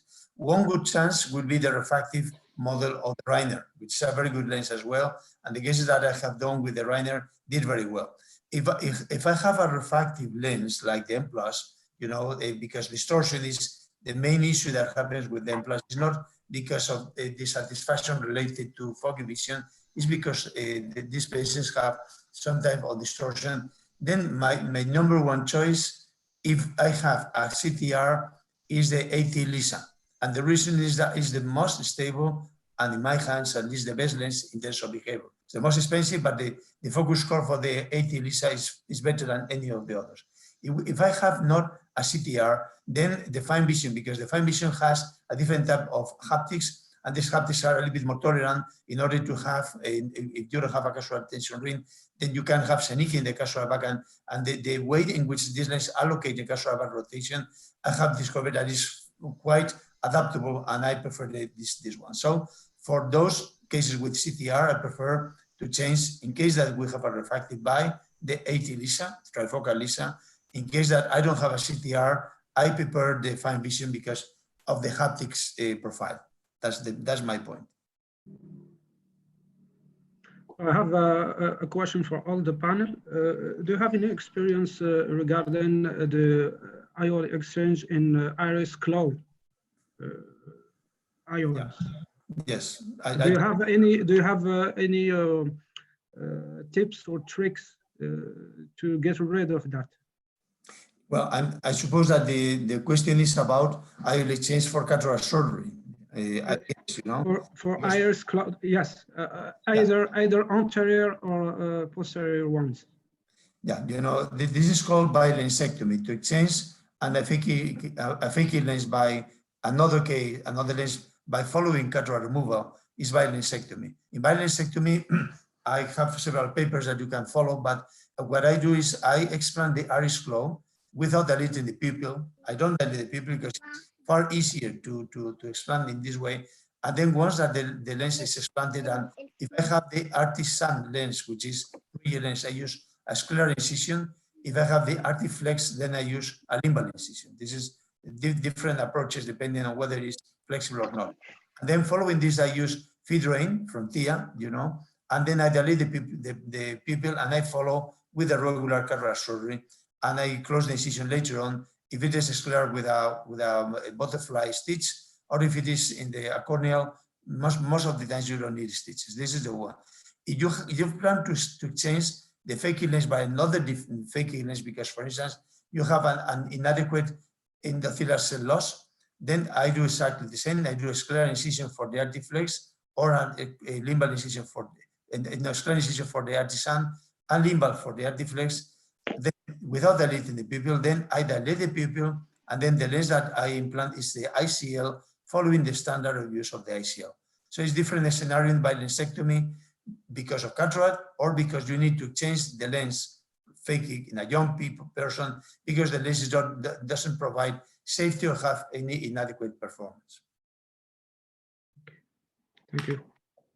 The question from the panel about biometry, how to calculate the power when we do IOL exchange. And another question about the delay. How do you wait to exchange the IOL in case of error of power? You know, my point is I try to wait 6 months if possible, because many of these cases that are not satisfied at the beginning, after 3 months they are more tolerant, and then finally they become evident for them that they have an advantage in near vision, and they have to pay a little cost for achieving this. But most of the cases, talking about more than 80% of the cases, just the time solve the problem. But so my point is I wait 6 months. But having said that, you have cases that are from far away, patients that are living in very in countries with very low level of sun, like in Russia. I have Russian cases in Spain. For me, they are different because they live in very night environments. At night are awful. They have very little light. And these cases with neuroadaptation problems are not happy at all with a lens that has an early neuroadaptation problem with night vision problems. So this is one point. So having my general rule is to wait 6 months, but having said that, I'm ready to change if nearby 3 months the patient is unhappy, depending on other circumstances like location of the patient or whether the patient has a very high intolerance and is becoming very unhappy, even aggressive with the quality of vision. All these issues make me to change my opinion. I have cases, very few, I have to tell you, that I decided to change after 1 month because basically the patients were absolutely intolerant to that vision. And interestingly, with the change, they have become tolerant. So it's true that we have different neurophysiological mechanisms of adaptation depending on whether we have diffractive or refractive lenses, which is a very interesting scientific concept. You know, it's something that we ignored before this experience. Excuse me, Dr. Mohsen. I think the time of IOL exchange depends on the cause. Of course, if as Dr. Osher said, if it is wrong biometry, so you have to exchange it very early, maybe 1 or 2 days. And if like my patient, he went and came back after 6 months, so there is no problem. But as the Professor Ali said, for the trifocals, you have to wait as long as you can for the neural adaptation if everything is okay. And don't try to open the posterior capsule saying that the PCO may have an effect, because this will make the exchange a little bit more difficult. But even not for the trifocal or the premium lenses, I know that all of you had exchanged IOLs more than 10 or 11 years because, for example, of the opacification of the IOL itself. So it depends on the cause of the exchange of the ILY. Is it from multifocal to another multifocal, or wrong biometry, or opacification of the lens, or late dislocation? So it depends on the cause, of course. I agree. I totally agree. But if you talk about neuroadaptation, means that the patients are bilateral, good vision, not asymmetrical vision. They have no problem related to any other reason rather than the neuroadaptation. Yes.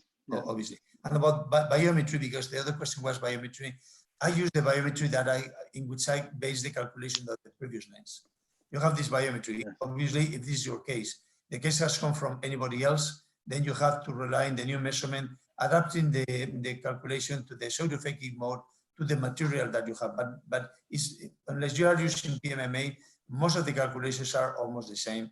Either you use a hydrophilic acrylic or any other issue in the A constant for the calculation that you do in the IOL master.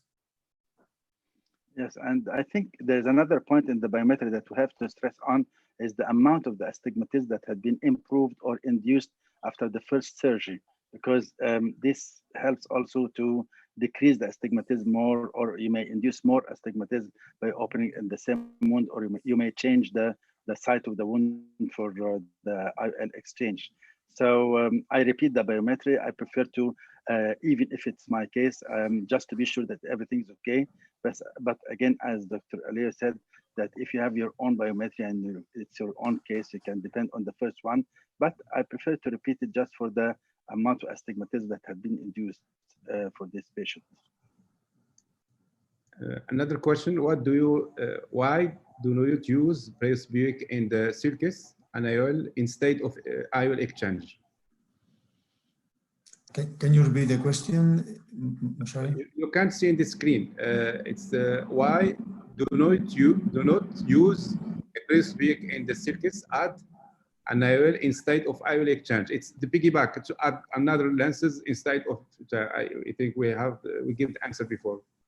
It depends on the case, depends on anything. It's anterior chamber up to ametropia. Another question for Professor Belmiki: what is the questions we should take in account regarding the study on the corneal endothelium before going for IOL exchange? Well, I think that the corneal endothelium is always something that you have to look at. You know, you have to do the surgery because these patients are unhappy, so you face the surgery. The issue is how much protection you will need to take and how conservative you need to be as well. Obviously, you need to be more careful if you have a low endothelial cell count. If you're dealing with a person that has been a ballonisectomy case, for instance, and you are expanding the lens because it has endothelial cell count, you have to be very careful. And then you have to planify how to use viscoelastics and how to perform your maneuvers in order to preserve the endothelium as much as possible. So that depends case by case, but obviously that influences your surgery. Your surgery should be always conservative, should be always careful. But in cases in which you are running the risk of the endothelial cell loss or endothelial cell decompensation, you have to be extra careful, especially with the information of the patient. The patient should know how risky is the surgery. The chances of corneal decompensation should be highlighted in the informed consent, and the patient should know that you are facing problems with him. It's not about you, it's about the patient, and you have to get a very good patient information in order to get right from potential problems in the post-op.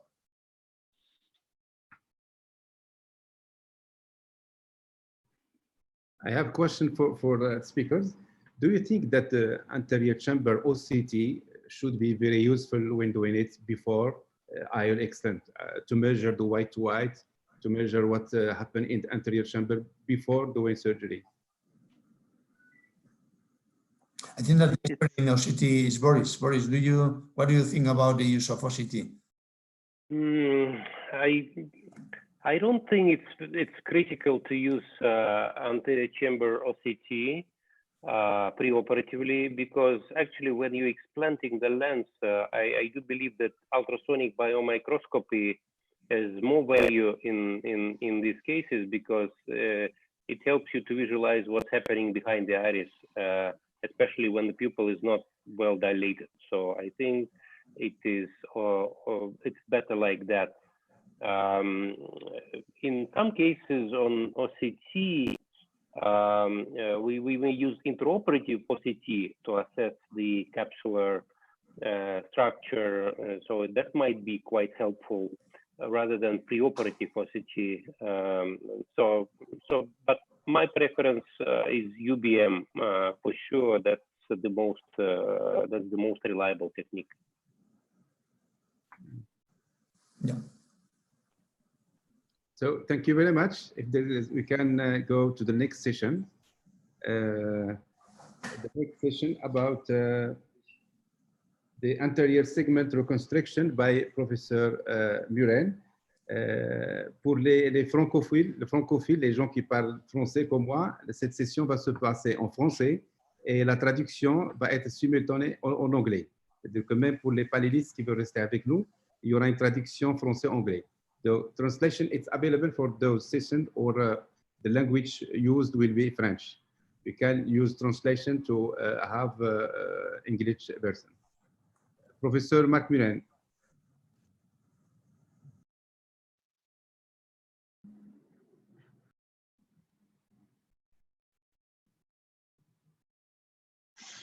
Marc, active le son. Oui, do you hear me? Oui. Yes. Okay, thank you for your kind invitation. It's a pleasure to be with you this afternoon and to see fantastic video from colleagues. Okay, I will continue my presentation in French because there are so many colleagues from Morocco, from Tunisia, and there are no translation from English to French. So is it okay for you? Okay. Okay.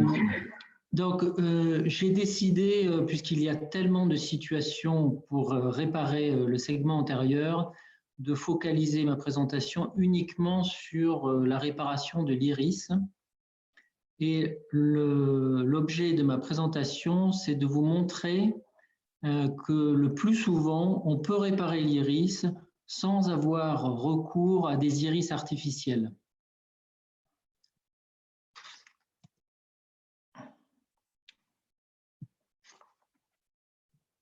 Alors, les situations d'iris que l'on peut réparer, ce sont l'absence d'iris sur à peu près un tiers ou un quart.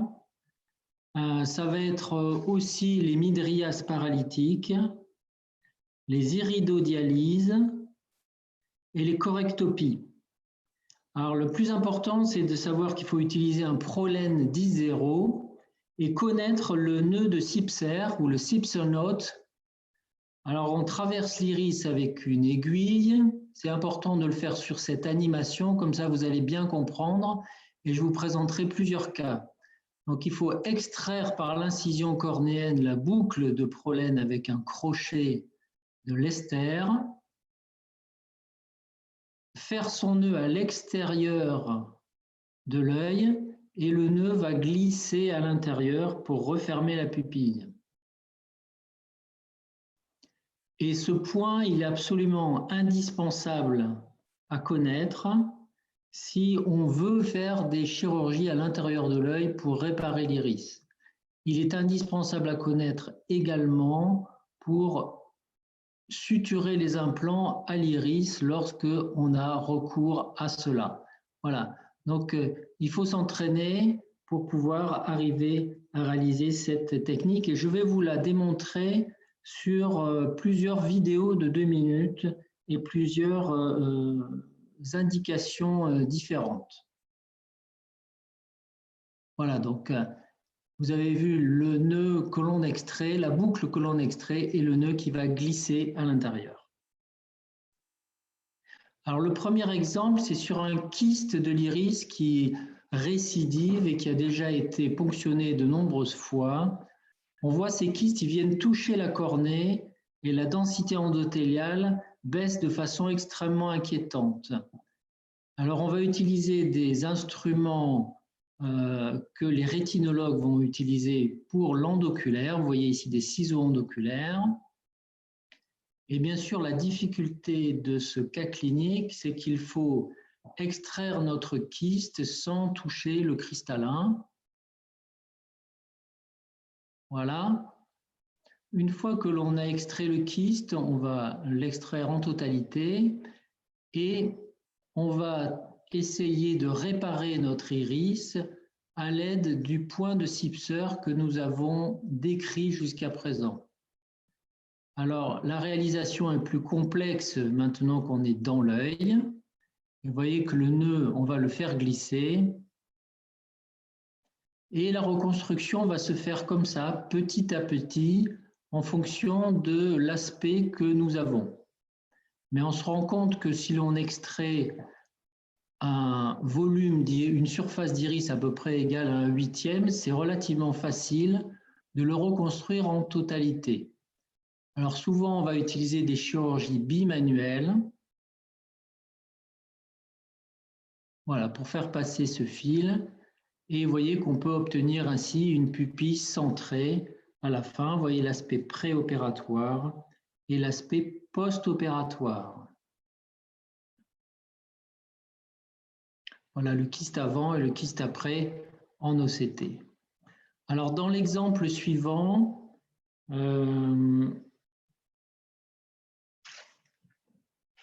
ici, on voit que, voilà, ici, on voit qu'il y a un quart de l'iris ou un tiers qui est manquant et ça sera difficile de le reconstruire uniquement par une suture. On voit que l'implant est positionné dans le sac. C'est un défect post-traumatique. Alors, c'est important de tester l'élasticité de l'iris avec une pince et on voit jusqu'où on peut l'amener. Donc, on va se servir à la fois de l'aiguille ronde, du crochet de Lester, extraire l'aiguille du limbe et vous utilisez un crochet de Lester restérilisable ou à usage unique. Et ici, dans cette vidéo, on voit beaucoup mieux la boucle qui est extraite et le nœud que l'on va faire glisser à l'intérieur jusqu'à rapprocher les cornes de l'iris. Mais voyez que même si l'on arrive à reconstruire, il va persister une iridectomie relativement importante. Et là, on va réaliser une dissection intrastromale à l'aide d'une spatule pour pouvoir glisser du colorant et essayer d'éviter la diplopie monoculaire. On met toujours du noir qui va bloquer le passage de la lumière. Dans un premier temps, on est à peu près dans le tiers stromal antérieur. Et une fois qu'on a glissé du noir, on va pouvoir rajouter du marron pour pouvoir mimer la couleur de l'œil en glissant le colorant qui est une encre à tatouer connue.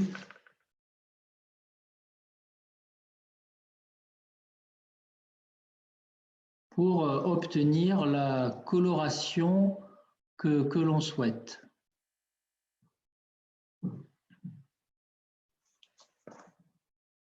Donc vous voyez, l'avantage c'est qu'on peut arriver à obtenir la couleur que l'on souhaite suivant que l'on met plus de marron ou plus de noir.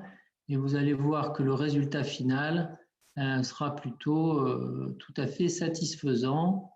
Voilà.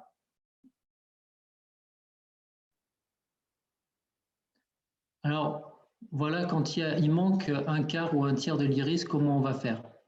Dans l'exemple suivant, on croit souvent dans les midrias paralytiques qu'on ne peut pas réparer l'iris et qu'on est obligé de mettre un iris artificiel. Alors, dans ce cas, on retire l'implant qui était dans le sulcus, c'était un implant hydrophile, on le remplace par un implant hydrophobe qui est beaucoup plus stable. Voilà. Et ensuite, on va voir si on peut reconstruire cet iris. Donc, on va tester l'élasticité.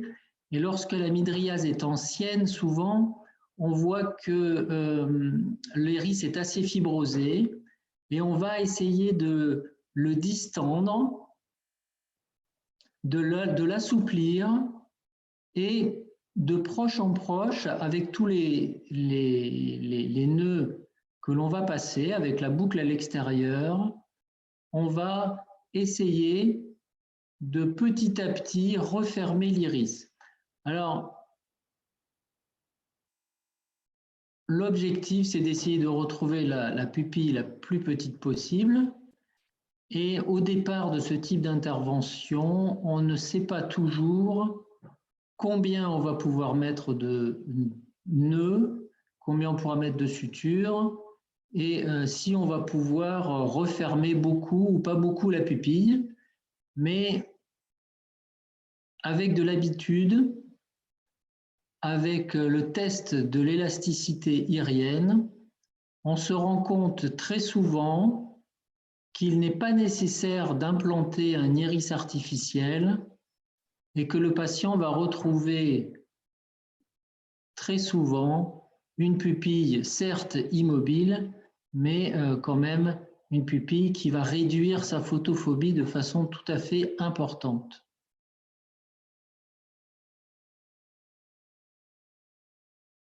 Donc vous voyez que par rapport à l'hémidriase, on a fait de gros progrès sur cet œil.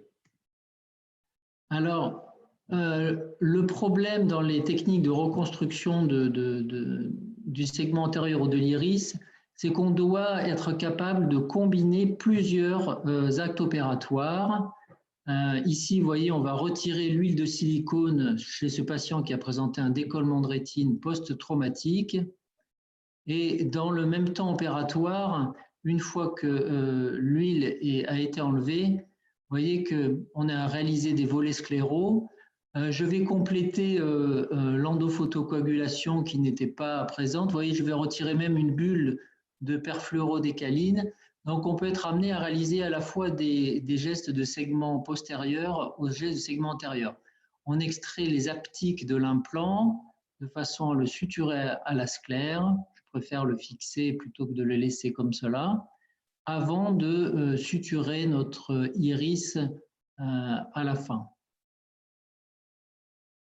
Donc, souvent, la réparation de l'iris intervient comme geste combiné à d'autres techniques de reconstruction, que ce soit des implantations suturées à la sclère, parfois même suturées à l'iris, ou à des gestes sur le segment postérieur, comme cela peut arriver.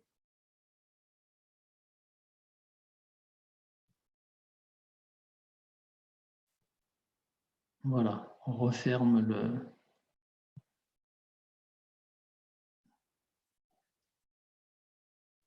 Et on a un aspect satisfaisant.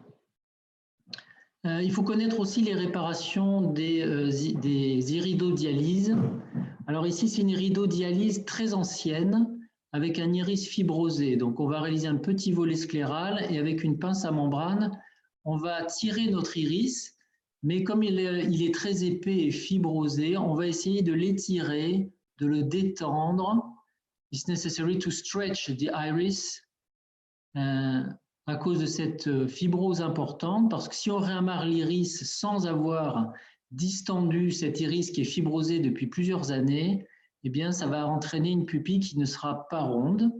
Donc, c'est un cas post-traumatique avec une cataracte blanche et brune luxée. Vous voyez qu'on extrait cet iris, et une fois qu'on va passer un point de Prolendi 0, on va laisser la racine de l'iris refiler en chambre antérieure. Vous voyez, on le repousse. Voilà, c'est important de ne pas tirer trop pour que la pupille soit relativement importante. Vous voyez que dans le même temps, le cristallin est luxé, et c'est un cristallin avec une cataracte noire, brune, très épaisse.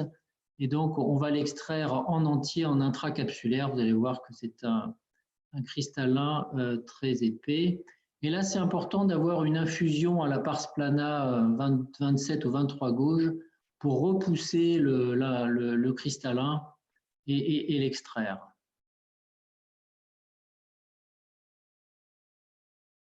Voilà, on va compléter la vitrectomie et implanter dans le même temps opératoire ou dans un second temps, lorsque la chirurgie était complexe, il est parfois bon d'attendre pour implanter secondairement. Là, l'iridodialyse, elle est plus récente et donc l'iris est beaucoup plus souple. Donc, il y a une cataracte post-traumatique, mais on va devoir réaccrocher l'iris par différents endroits. Il faut toujours réparer l'iris dans ces cas-là, lorsqu'il y a une iridodialyse, avant de retirer le cristallin dans un deuxième temps opératoire, enfin dans le même temps opératoire, mais après. Donc, on va extraire de nouveau la racine de l'iris. Voilà. On va la suturer avec du prolène 10-0 et repousser la base de l'iris de façon à avoir la pupille bien ronde à la fin. Voilà, on va réaliser le même geste sur toutes les zones qui sont arrachées.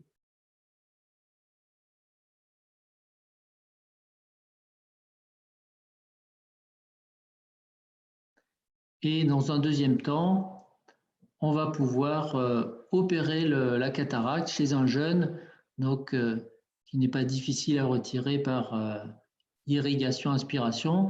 Et vous voyez que la fixation est suffisamment costaud, solide, pour permettre une implantation dans le même temps opératoire.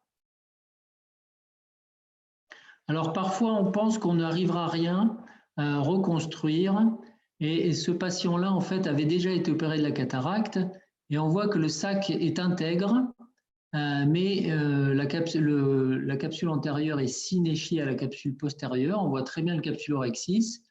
Et même, vous voyez, quelques années après, on peut réouvrir le sac capsulaire, d'abord à la spatule, puis à l'aiguille, puisque la fibrose et la synéchie se fait toujours au niveau du capsulorhexis. Donc le patient a un iris, on a l'impression qu'il n'en existe plus, mais on va voir qu'on arrive quand même à retrouver du tissu, et que ce tissu qui s'était rétracté, qui s'était fibrosé, eh bien, va permettre souvent un certain voile et une protection à ce patient. Donc, on met en place un implant. Là, j'utilise des implants hydrophobes dans les chirurgies post-traumatiques, au cas où il serait nécessaire de le suturer à la sclère. Donc, on va réaccrocher l'iris à la sclère sur un fragment. Donc là, on a extrait à la pince comme on l'a vu tout à l'heure. Et on va utiliser une autre technique, puisque là, on voit qu'on ne va pas arriver à l'extraire jusqu'au bout. Et le fil de prolène, c'est toujours un fil double aiguille. Et là, il ne faut pas la couper. On va utiliser l'autre aiguille. Donc, on a les deux nœuds. Et c'est la boucle entière qui va permettre de tenir l'iris. Vous voyez, on avait la sensation qu'il n'y avait plus du tout d'iris. Et en fait, on est arrivé à reconstruire quasiment les 3/4. Alors après, ça sera difficile de faire mieux. Et soit on utilisera un tatouage, comme il s'agit d'un défect, vous voyez, on ne peut pas le rapprocher plus, donc on doit arrêter là. Et s'il y a besoin de compléter, on réalisera un tatouage complémentaire dans un deuxième temps.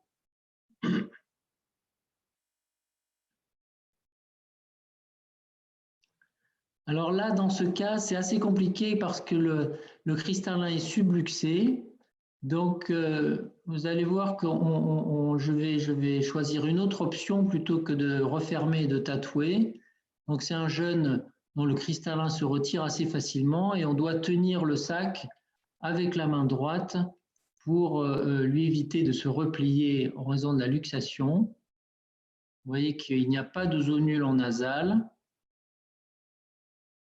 On va regonfler le sac. C'est un patient astigmate. On va mettre en place un anneau avec un segment opaque.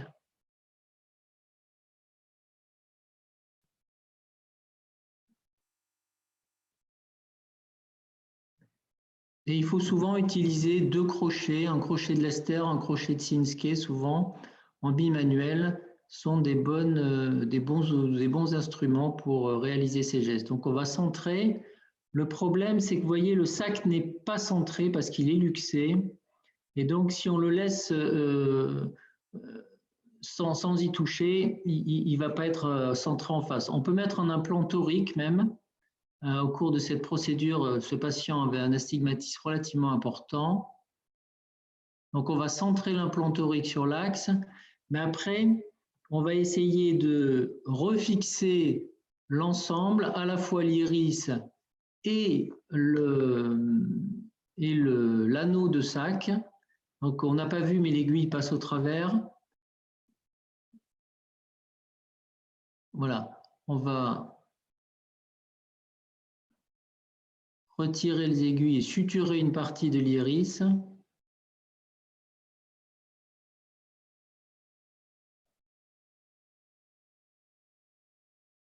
Et dans un deuxième temps, on va essayer de rapprocher à la fois l'iris en bas, mais vous voyez qu'on va passer derrière l'anneau de sac et devant à l'aide des aiguilles. Donc il y a un fil qui passe devant, un fil qui passe derrière. L'objectif, c'est de prendre avec le fil l'anneau de façon à plaquer l'anneau et recentrer le sac en nasal.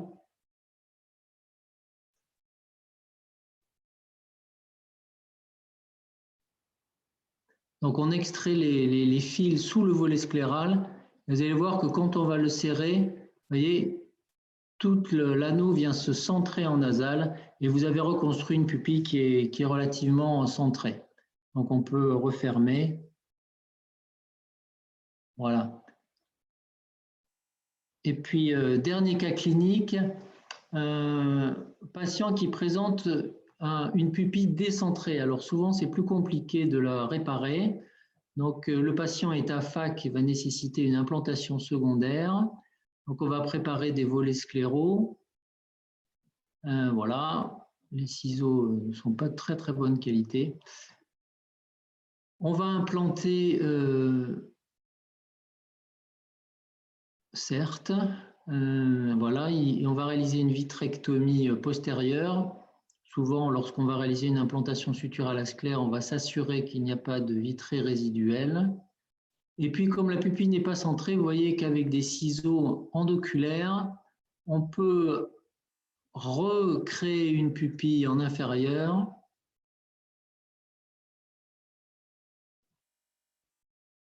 Et souvent, ça ne saigne pas.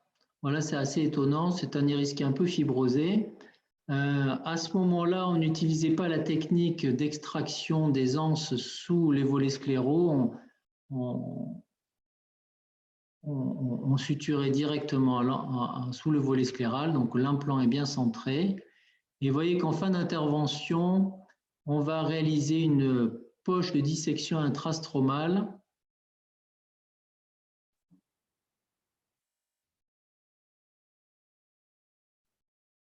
Voilà. Et on va réaliser un tatouage complémentaire avec un colorant marron.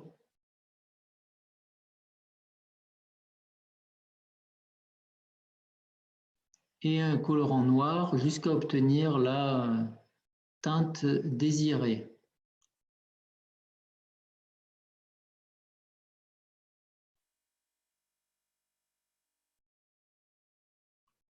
Voilà, fin d'intervention. Vous voyez, on va combiner les différentes chirurgies. Voilà, je vous remercie de votre attention. L'objectif, vous l'avez compris, c'est de se rendre compte qu'on peut arriver à reconstruire l'iris par des techniques chirurgicales assez souvent et qu'il n'est pas toujours besoin d'avoir recours à des iris artificiels. Je pourrais vous en parler une autre fois, des iris artificiels, dont certains ne sont pas sans risque aucun. Voilà. Donc, je vous remercie de votre attention. Merci beaucoup, Marc. Belle vidéo comme d'habitude, une démonstration chirurgicale de haut niveau. Merci beaucoup. Juste une petite question technique, le temps de voir s'il y a des réactions du panel. La demi-vie du fil que tu utilises, est-ce qu'il est à vie, le Prolène 10-0? Le Prolène 10-0, c'est un fil qui ne se dégrade pas avec le temps. C'est un fil de polypropylène. D'ailleurs, les implants hydrophobes de type Acrisoft, ils ont des aptiques en prolène. Donc, non, il n'y a aucune résorption de ce fil. D'accord. I can answer in English. Every time you reconstruct the iris, you use a 10.0 polypropylene suture. Every time you fix an intraocular lens to the iris, you use a 9.0 polypropylene suture. Any comments from Professor Malijan, Professor Masri? Yeah, I'm asking if you have experience about the 4 pass-through knot of Amar Agrawal comparing to the sepsil knot or the modified sepsil knot. I found it's easier a little bit. What's your opinion? You mean to fix the IOL? No, for iris repair. La technique de Agarwal. Apparemment, il y a une technique qui a été décrite. Okay, every time I use the sepsil knot, because I think it's the best technique to reconstruct the iris. What is your opinion? Yes, sepsil knot is perfect. But the point is the 4 pass-through knot is easier. It doesn't take time at all. The threads are not mixed together. I think it's worth to try. I was using the sepsil knot for a long time, but when I tried the 4 pass-through, I found it's very easy and it saves a lot of time. So why not to try it? Okay, sepsil knot is very easy to perform and is very fast, a very rapid technique. And I like this one. Okay. My question to Mark Murrain, you used several times the colors, the dyes, the brown and black. So tell us a little bit about these dyes. Are they commercially available? How do you mix them? Are there any other colors available that you may consider using? So tell us a little bit about these dyes. Okay, yes, they are commercially available. This is the corneal for tattoo, and you can use it into the skin, and you can use it into the cornea. There are many colors for that, but you can reconstruct any color of the eye that you want using only the black one, the brown one, and the white one. And using all of that, you can mimic a brown eye, a green eye, a blue eye. It's easy to do that. But it's not a very common situation to use the tattoo. I wanted to show you that because I use it only in 10% of cases. You have to know that most of the time it's very interesting as a procedure. But recently, last year, we have published some case of a modification of the color because there is a small particle of iron into the dye. So they have to improve their composition for that. You use it so when... If I understand you correctly, so this is not a special dye for the eye surgery, but rather the dye that's used for skin tattooing. Yes, is it right? That's right. Yes, but they are available for utilization, for use in ophthalmologic conditions in the cornea. It's available for cornea. I can give you the name of our manufacturer. Because I suppose there are many of these dyes that can be available for the surgery. So this is probably one of them. Yeah, this one has an authorization for corneal use. Thank you. Moi, j'ai personnellement une question pour Dr Muren.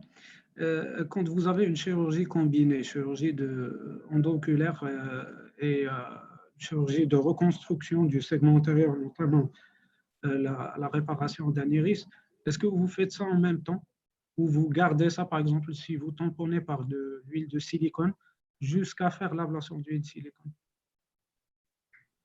C'est toujours difficile. It's always difficult to perform a combined surgery. These are very fragile eyes.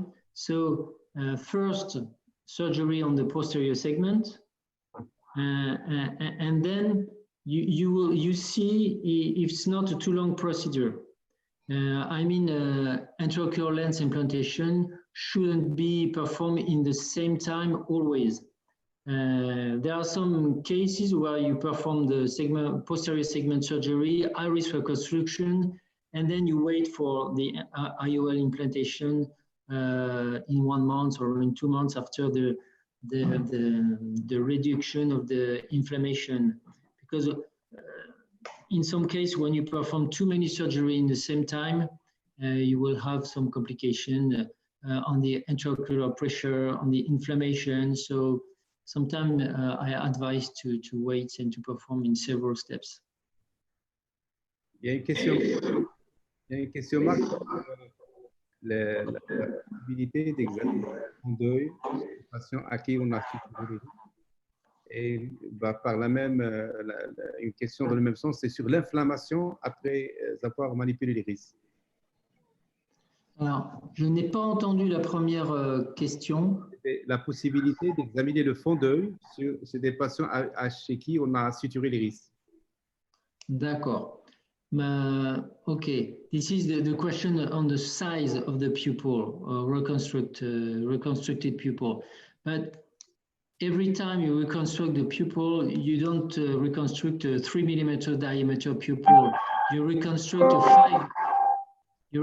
a 5 mm reconstructed pupil. So it's not so difficult to visualize the fundus. You have many devices today to see the retina, so it's not really a problem. This was the first question. What was the second question? Inflammation. Inflammation. Okay. No, I think every surgery on this type of patient may be inflammatory, of course. Yes, sometimes you may have some inflammation. You have to judge on the inflammation, but intraocular lens implantation, fixation to the sclera is an inflammatory surgery. Most of the time, what is the most important is to evaluate the intraocular pressure, because you may have the secondary glaucoma in this kind of patient after traumatic surgery, after traumatism. So first of all, what is important is intraocular pressure, then retina, and then inflammation from the iris, but it's not the main problem. Est-ce que vous avez eu déjà des cas de redésinsertion de la base de l'iris après l'avoir suturé, non?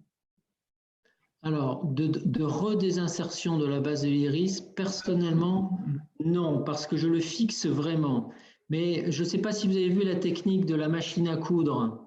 Il y a une technique aussi au cours de laquelle il n'y a pas de fil. Et je pense que ces techniques-là, ça peut se désinsérer. Après, personne ne peut garantir que ça marche dans tous les cas. Il suffit que le fil soit mal positionné pour que ça puisse se redéfaire. Mais in fact, most of the time, there will be a synechia between the base of the iris and the angle, or to the anteroocular lens or the peripheral capsula. So it's very rare that you have another dialysis. Merci beaucoup, Marc.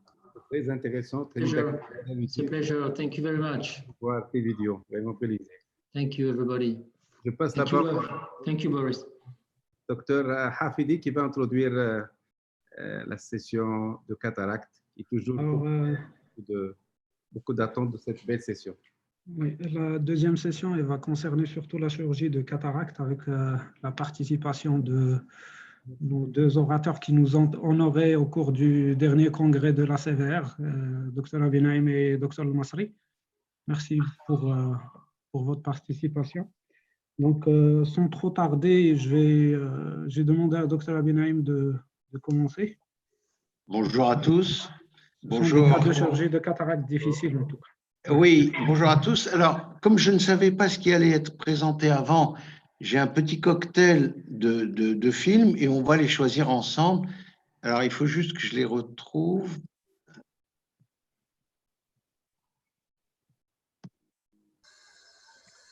J'ai une petite difficulté à...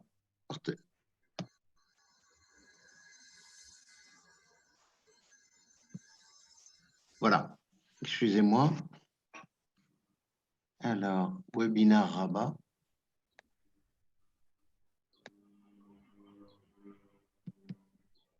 Voilà. Alors, j'ai plusieurs choses. Des choses, on va dire, alors, sous l'angle des bêtises que l'on peut faire. Alors, on va commencer dans l'ordre. Voilà, le premier cas, c'est un patient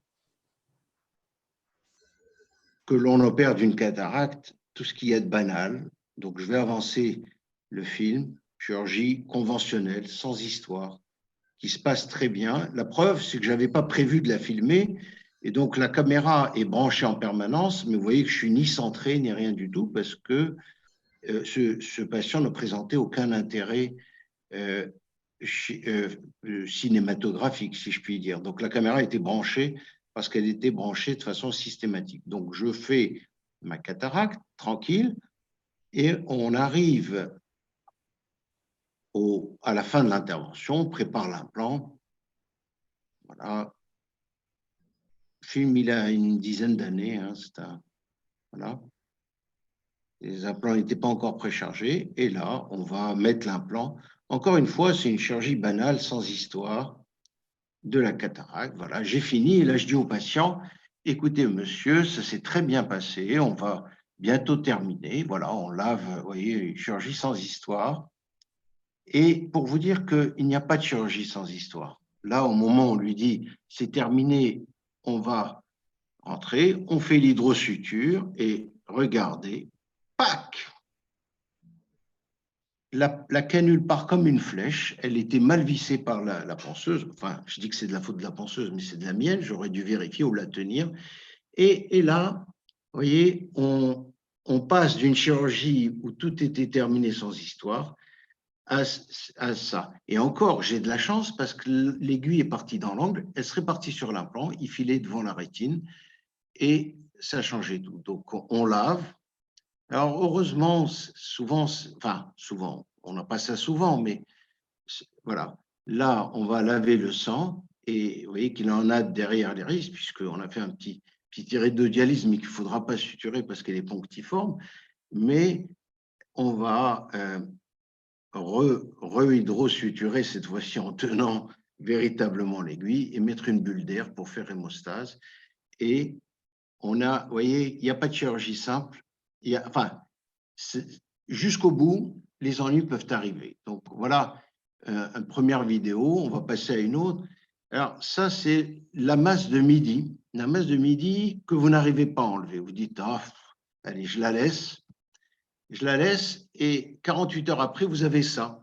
La masse que vous avez laissée derrière, sur midi, tombe, et au lieu de tomber devant, elle tombe derrière l'implant, évidemment, et le patient passe de 10 dixièmes ou de 8, 10 dixièmes à compte les doigts. Et donc là, est-ce que vous pouvez agrandir l'image? je l'agrandis. Je l'agrandis. Donc, vous voyez, bon, c'est ennuyeux. Il faut retourner au bloc et aller nettoyer ça. Alors, c'est assez facile, ça prend quelques minutes, mais simplement, vous, comme a dit Ocher tout à l'heure, il faut dire la vérité au patient et l'assumer et lui dire qu'on va réparer les bêtises qu'on a faites. Alors, évidemment, il ne faut pas le présenter comme ça, mais voilà. Donc, on reprend l'incision, on met du produit visqueux.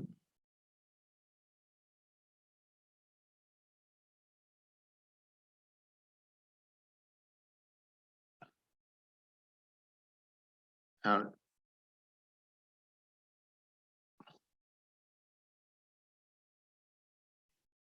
produit visqueux. Et là, on va, avec le crochet, légèrement soulever l'implant et passer derrière et aspirer tout. Ça vient très vite.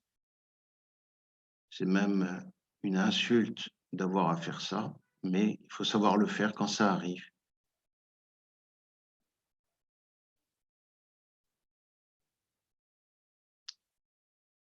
Et la pupille se resserre parce que c'est des yeux légèrement inflammatoires et la pupille se resserre facilement, mais Dès qu'on a soulevé l'implant, vous voyez, les masses viennent très très vite. Voilà. Même pas besoin de prendre de risque. Vous soulevez légèrement l'implant, vous mettez là avec le flux de liquide, les masses arrivent tout de suite et vous finissez. Et cette fois-ci, il vaut mieux pas en laisser parce que autant vous pouvez revenir une deuxième fois au bloc, la troisième, le patient, il vous en veut un peu. Donc, ça, c'est des choses à ne pas faire. Alors, encore une fois, dans le registre, alors ça, par contre, c'est une chirurgie. Alors, voilà, je vais vous montrer les bêtises qu'on fait et qu'on ne doit pas faire. Voilà un patient difficile avec une microsphérophakie et je vais l'opérer tranquillement de la cataracte en prenant toutes les précautions. On va y aller tranquillement, le capsulorhexis. On peut agrandir un peu. J'agrandis, excuse-moi. Capsulorhexis. Vous voyez, on avance. Et là, je vous ai montré un cocktail de bêtises que l'on peut faire. Et ça ne me met pas en valeur, mais ça fait partie de la chirurgie. Vous voyez, on voit très très bien le cristallin. Le cristallin n'est pas trop mou quand même. Hein, c'est pas, voilà. Vous voyez, c'est une chirurgie ancienne, c'est encore avant l'osile. Moi, j'utilise beaucoup la technique stop and shop. Alors, je vais casser l'implant, le cristallin. Et vous voyez, tout ça avec une zonule où il faut faire attention de ne pas aller casser tout et tout mettre au fond. Donc, vous voyez, on avance tranquillement. Cataracte, on est un peu plus prudent, un peu précautionneux. On y va mollo.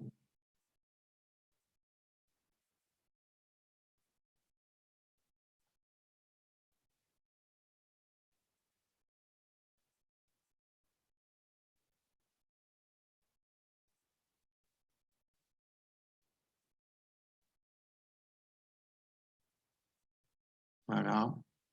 Là, on passe à l'irrigation aspiration.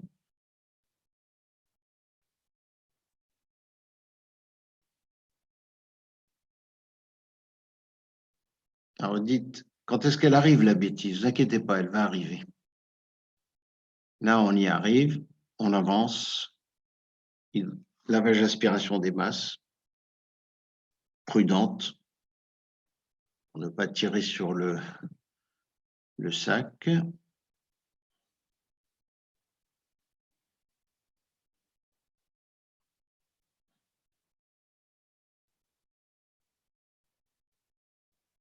À la limite, là, en bima, ça aurait été plus facile. Mais, voilà, on avance. Et je vais avancer un tout petit peu, parce que pour l'instant, tout va bien. Voilà. Et on va finir l'ablation du cristallin sans incident. En y allant progressivement, tac, tac, tac. Alors, vous allez me dire, où est la bêtise? Puisque vous voyez, là, on nettoie bien. Le sac, l'implant, tout est en place. Alors, la bêtise, ben, elle va venir maintenant. Parce que vous voyez, j'ai été un peu con. J'ai commandé mon implant standard et je n'ai pas pensé avant l'intervention à ce que j'aurais dû choisir comme implant. Donc, à une époque, je mettais beaucoup d'implants de ce type, qui sont des implants navettes de chez Zeiss. Et vous voyez, l'image est super, on voit très bien, le bord du cristallin, vous voyez, le sac est intact, tout est intact, et on va implanter. Voilà, j'agrandis légèrement le capsulorhexis parce que je l'avais fait un peu petit au départ par précaution. Vous voyez, pour l'instant, il y a 0 bêtise de fait.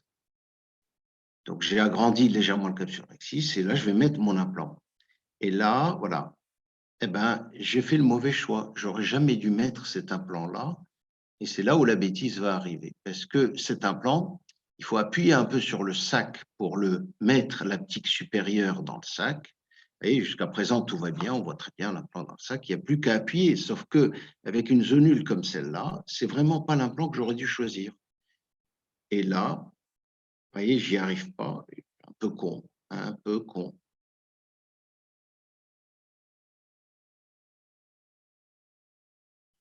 Vous voyez, c'est trop tard pour l'enlever. Donc, j'essaye de le pousser comme on le fait d'habitude sur un implant normal. Mais alors que j'avais tout bien fait, je vais ouvrir la capsule bêtement et fragiliser la zonule.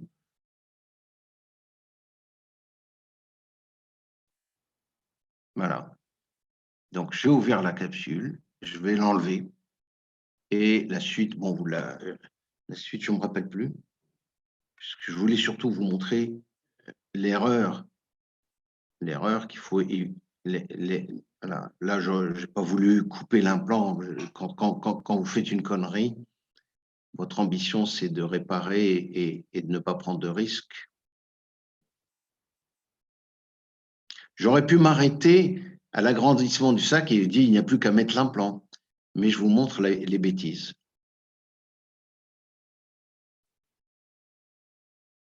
Et quand vous faites une bêtise, ben, vous êtes de moins en moins à l'aise. Alors que tout se passait bien et que j'aurais mis un implant de sulcus devant ce sac capsulaire, ben, je n'aurais pas eu d'ennui.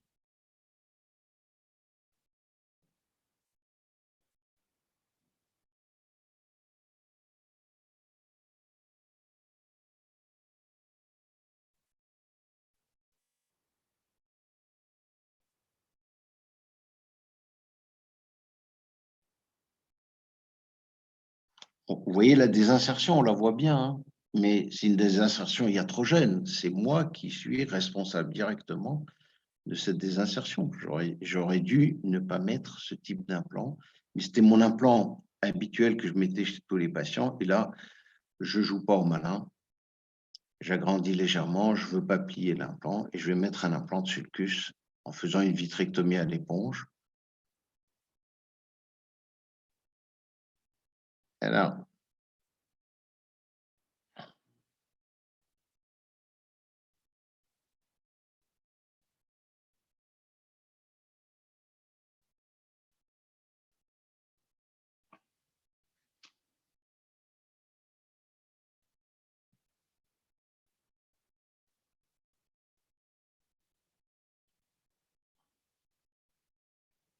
voilà, on ressort le bon vieux MA60 qu'on a en stock, acrylique hydrophobe à anse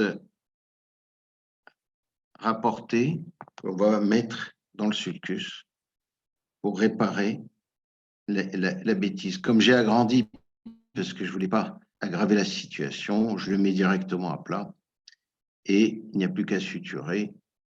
Mais c'est pour vous dire que faire une bêtise, ça fait partie de la chirurgie, il faut la réparer et parfois, on peut dire a posteriori, j'aurais dû faire ça ou j'aurais dû pas faire ça, c'est fait, c'est fait. Ça se termine bien, mais c'est entièrement de ma faute, ça n'aurait pas dû en arriver là.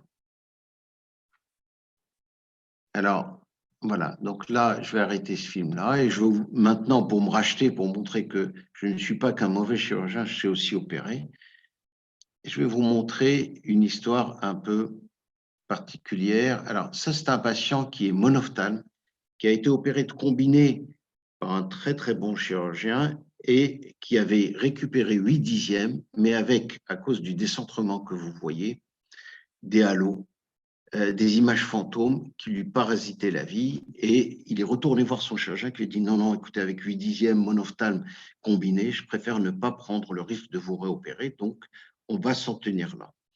Il a été, son correspondant me l'a adressé en disant qu'est-ce que tu en penses? Et je lui ai dit écoute, avec la gêne fonctionnelle qu'il a, on ne peut pas le laisser et je vais le reprendre.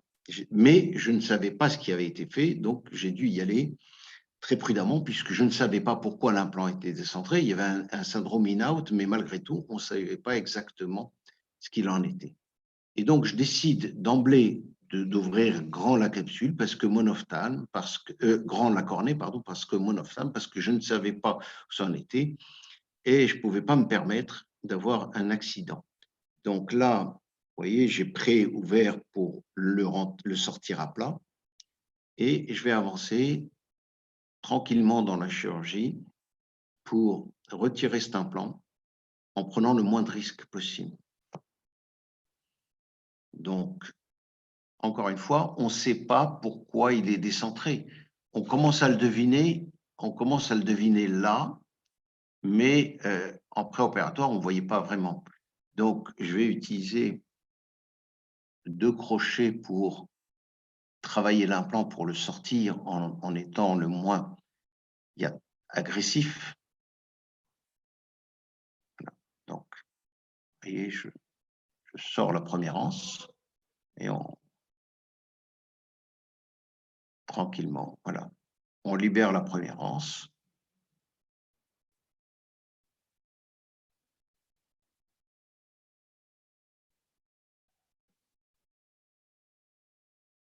Je vais agrandir légèrement.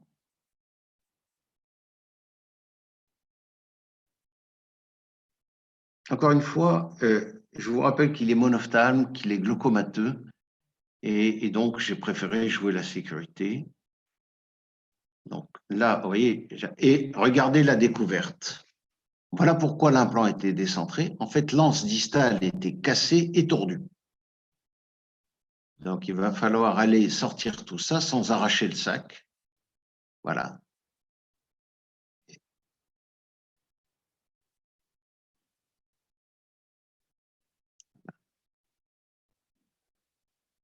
Voilà. On libère l'anse. C'est pas moi qui l'avais opéré la première fois. Hein. J'ai montré mes bêtises, mais je montre aussi que j'ai rattrapé celles des autres quand ce n'est pas les miennes. Voilà. J'agrandis, je veux prendre aucun risque.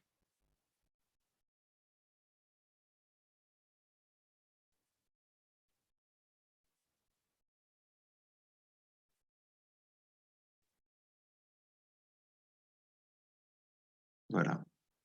Vous voyez, voilà pourquoi il était descendu et tordu. Celui qui l'a mis n'aurait pas dû le laisser comme ça, mais bon, qu'est-ce que vous voulez? Ça fait partie de la vie où il pensait que ça suffirait. C'était un monophtalme, il avait peur que ça ne se passe pas bien. Bon, voilà. Maintenant, comme l'ouverture est grande, je vais remettre le même MA60, mais cette fois-ci à plat, directement dans le sulcus. Et là, bon, écoutez, c'est du banal.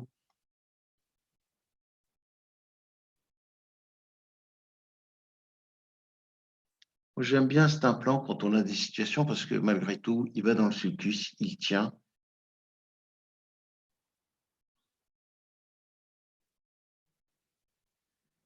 Vous contrôlez l'anse pour la mettre. J'aurais pu le mettre à l'injecteur, mais je ne prends aucun risque. Voilà, je dirige directement dans le sac, dans le sulcus, pardon, et je n'ai plus qu'à le faire tourner pour le positionner.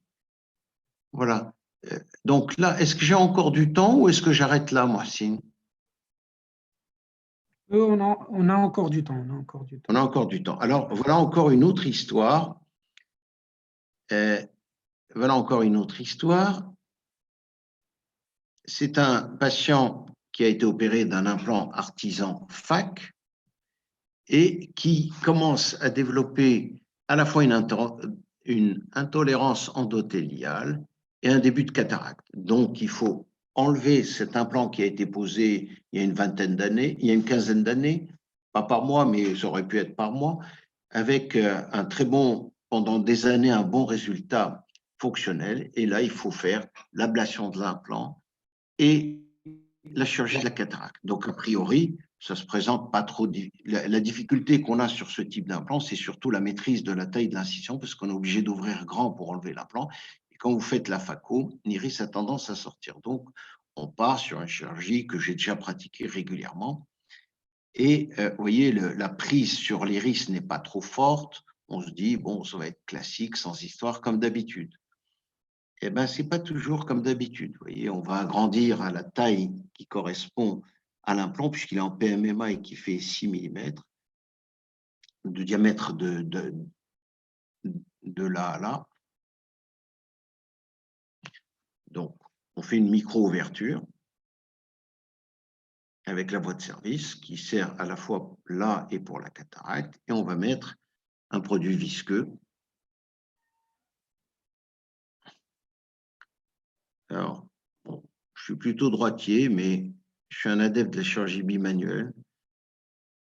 Donc, je vais essayer de décrocheter l'iris avec 2 crochets.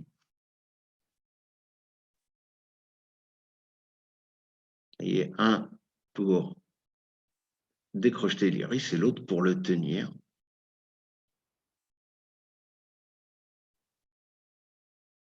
Et vous voyez, en fait, l'iris lance à traverser. Normalement, il aurait dû sortir par là. J'essaie de le ramener pour le sortir par le lieu du crochetage.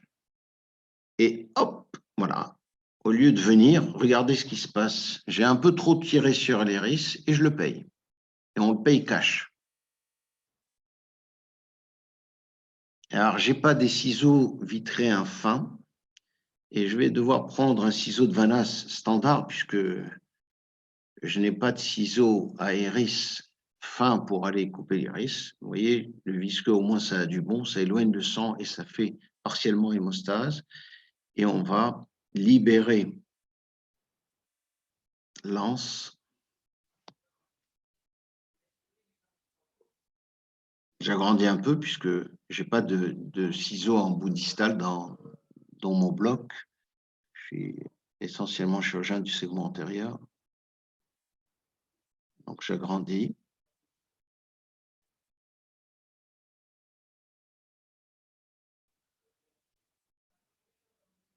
Et je vais couper très légèrement l'iris, faire un micro-trou.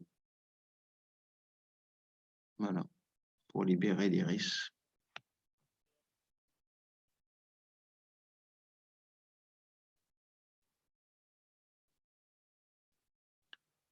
On ne fait pas le fier quand même quand vous avez ça, parce qu'on se dit qu'il y a aussi la cataracte à faire derrière, il n'y a pas que l'implant enlevé. Et là aussi, l'iris a été transpercé par les anses. Donc là, je ne vais pas tirer. Ce n'est pas la peine de prendre le risque de refaire saigner. Je vais prendre mon gros ciseau de vanasse. J'aurais un petit ciseau fin, ça aurait été beaucoup mieux. Mais je ne l'avais pas. Et je fais un tout petit trou dans l'iris pour retirer l'implant. Pour le déclipper, en fait. Je remets l'implant dans le bon sens pour le sortir.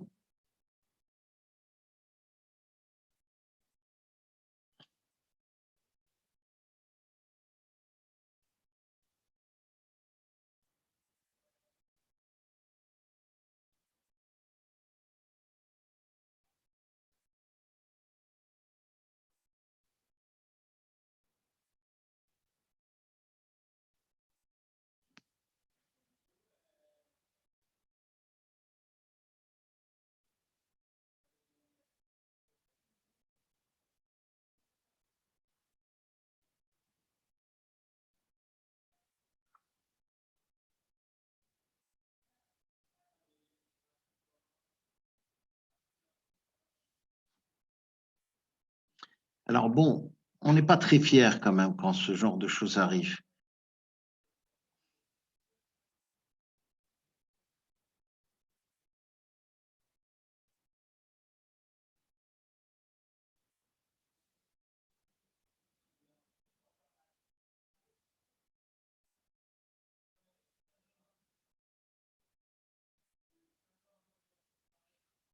Donc voilà, on va enlever l'implant.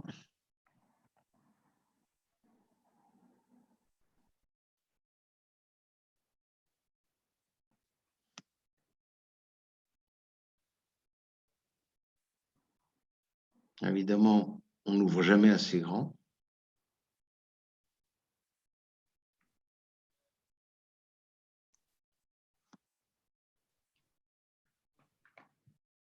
Excusez-moi, mais d'habitude, quand vous voulez déclipper un implant clipper l'iris, comment vous faites? Est-ce qu'il y a, Non, ça se déclipe assez facilement d'habitude. En général, vous, avec 2 crochets, d'un crochet, vous tenez l'iris comme vous m'avez vu faire au début, et de l'autre, vous déclipez, et ça vient très facilement. Là, c'est que l'iris avait été troué par les anses, et il avait fait une boucle. Et en exerçant ma traction, j'ai tiré sur l'angle, et ça l'a fait saigner. Et donc, j'ai dû couper le pont d'iris pour pouvoir ne pas aggraver la situation. Donc là, on va en revenir à la chirurgie de la cataracte. Donc, je vais faire mon capsulorhexis. Et on est parti pour la chirurgie de la cataracte. Vous allez voir, ça va assez bien se passer. Je vais devoir fermer avant de faire la phaco, partiellement, pour éviter d'avoir, parce que pour avoir une chambre suffisamment étanche pour faire ma phaco dans des bonnes conditions. Mais normalement, ça se décline assez facilement. J'en ai fait un paquet. Là, je vous montre une situation inhabituelle et avec les ennuis. On peut montrer que les belles choses. Moi, j'ai choisi de vous montrer mes bêtises. Même pour les implants qui sont fixés derrière l'iris, c'est-à-dire pour les En décliner. général, non, ceux qui sont fixés derrière l'iris, c'est des implants. Pour une raison X ou Y, si on veut le changer. Pour le changer pour une erreur d'implant? Par exemple, oui. Honnêtement, je préférerais ne pas y toucher et s'il le faut, faire une chirurgie réfractive cristallinienne pour compenser une erreur d'implant. Si on a dû mettre un implant clippé en postérieur à l'iris, c'est qu'il n'y a plus de plan capsulaire, c'est que ça a été une situation un peu difficile, il ne faut pas en rajouter. Changer un implant pour une erreur de calcul d'implant, vous savez, la réfractive, ça marche. Et ça corrige très bien les défauts réfractifs, surtout myopiques, même hypermétropiques. Mais honnêtement, je ne m'amuserais pas à reprendre un implant clippé en postérieur pour un AFAC. C'est prendre des risques rétiniens exagérés. Peut-être que j'ai tort. Marc, qu'est-ce que tu en penses? S'il est toujours là, on va lui demander son avis. On va demander au moins… On va laisser peut-être pour la discussion. Voilà, pour la discussion. J'ai noté la question. Voilà.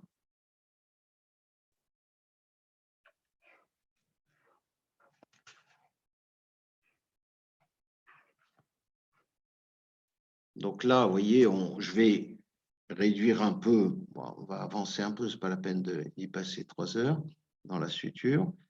Et on va, après avoir suturé,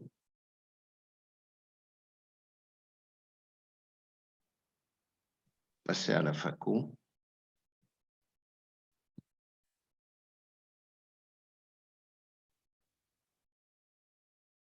Qui, elle, va se dérouler sans problème. Hein. Donc voilà, on fait la phaco une fois qu'on a fermé de façon un peu étanche pour que l'iris ne sorte pas et qu'on ait un globe fermé pour faire sa phaco. Et l'implant, et ça va bien se passer. Et donc, voilà, je crois qu'on a fait un petit peu le tour d'un cocktail de situations difficiles en cataracte. Est-ce que je suis prêt à répondre aux questions?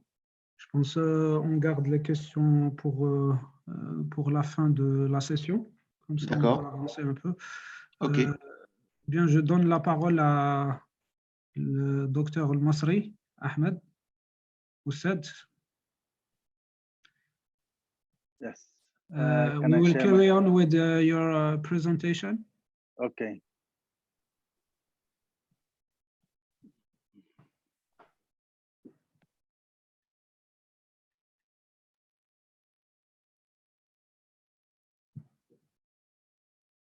So I'm going to present 3 videos.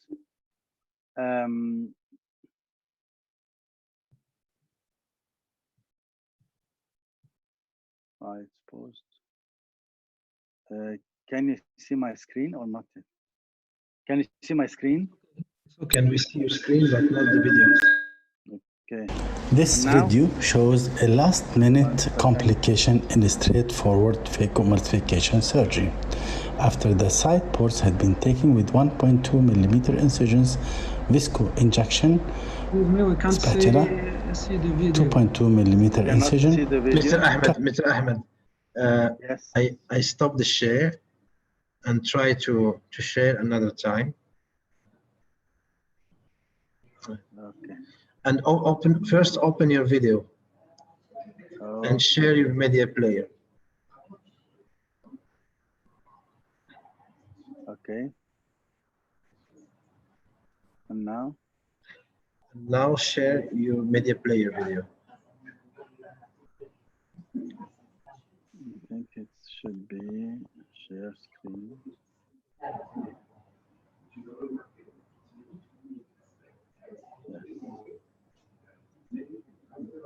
Perfect. You can play. I want just to make this From the beginning if you want. okay.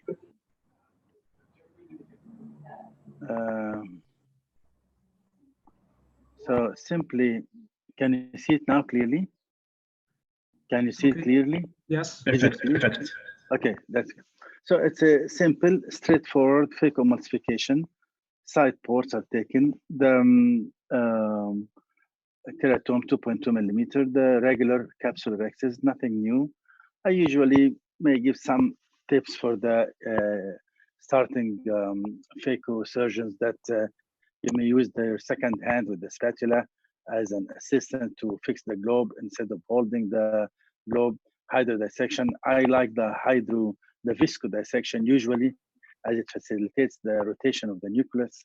Then the straightforward phacoemulsification with any technique that you prefer. Here, I prefer the stop and chop with low parameters. As usual, the second hand helps to get the phaco small pieces. It's a straightforward case, nothing exceptional with the soft nucleus and then getting the epinucleus.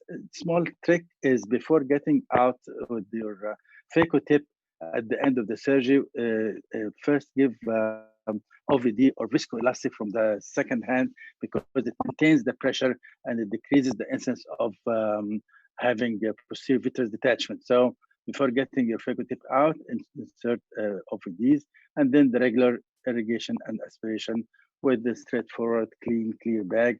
Usually I insert the intraocular lens under the irrigating solution as usual, nothing abnormal.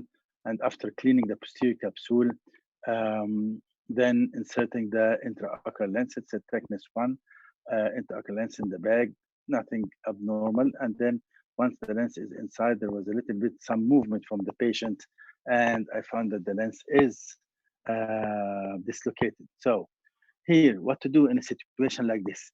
You cannot leave the patient like this. You cannot get the lens out. Maybe it's a difficult situation. You're preparing the next patient to come in. So actually, I said as long as there was a vigorous movement and originally the capsule was intact and there was no problem, why not to put a CTR to fix the lower part of the iatrogenic dehiscence of the zonules. So all of the time you have to have a backup. You have to have your substitutes or your weapons. So just inserting manually capsular tension ring, complete capsular tension ring, the regular one inside the bag. As you see here, there is not yet vitreous, but there is a dehiscence in the inferior part.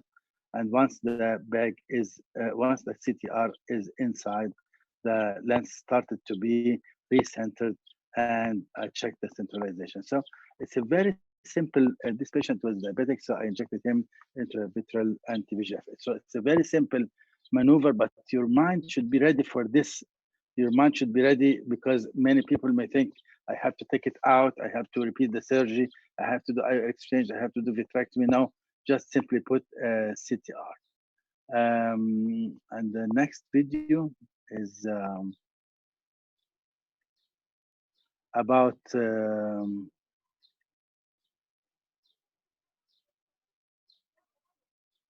again, it's a difficult case with a totally subluxated lens and how to use the iris hook to support the capsule and the bag in hard rock cutter.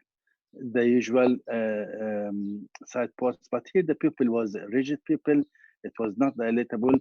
The lens was hard, so I decided to put iris hooks. So I inserted the hooks, 5 iris hooks to dilate the pupil to see what I'm going to do for this lens. As you see, and you're going to see, once you touch the lens, you'll find that the whole lens is subluxated and the zonules are very weak. So after insertion of the 5 iris hooks that you can change if you will not find that the size of the pupil is comfortable for use. But for the dominant and the non-dominant hands, the situation of these 5 hooks was suitable. Then starting to do the regular capsular rhexis, see the lens is totally moving. So it's very difficult to do capsular rhexis in a case like this. You can use again the micro-incisional capsular rhexis forceps and hold the lens with your second hand, which is the iris spatula, which I use it usually as a second hand to assist me for doing the capsular rhexis. But even I'm thinking after finishing this capsular rhexis, what you are going to do for this nearly totally subluxated lens. So can you do phaco for a lens like this while it is moving? Now, of course, you have to support this lens. So I changed the iris hooks and put it in the anterior capsule, or I supported the capsular bag with the iris hooks. I did it for one side up on the nasal. Mr. Ahmed, Mr. Ahmed, yes. Sorry, yes. we can't see your video. Can you now? Can you stop sharing the first one and open the second one, please? Now we can see the first video. I'm going to stop your sharing. I stopped the sharing. Can you open the second video?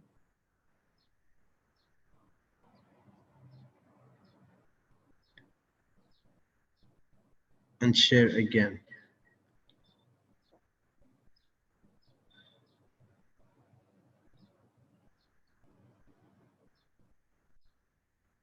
On this one. Not yet. Not yet. I'm waiting. Now we can see now. We can see now. Thank you very much. So, are you following me, or you lost it in the middle, or you were following the case from the start? We didn't see anything. You didn't see anything from the start? Yes, yes. Okay, let's. Ustad, can you restart the video from the? Can you restart, please? Sure. Thank you very much.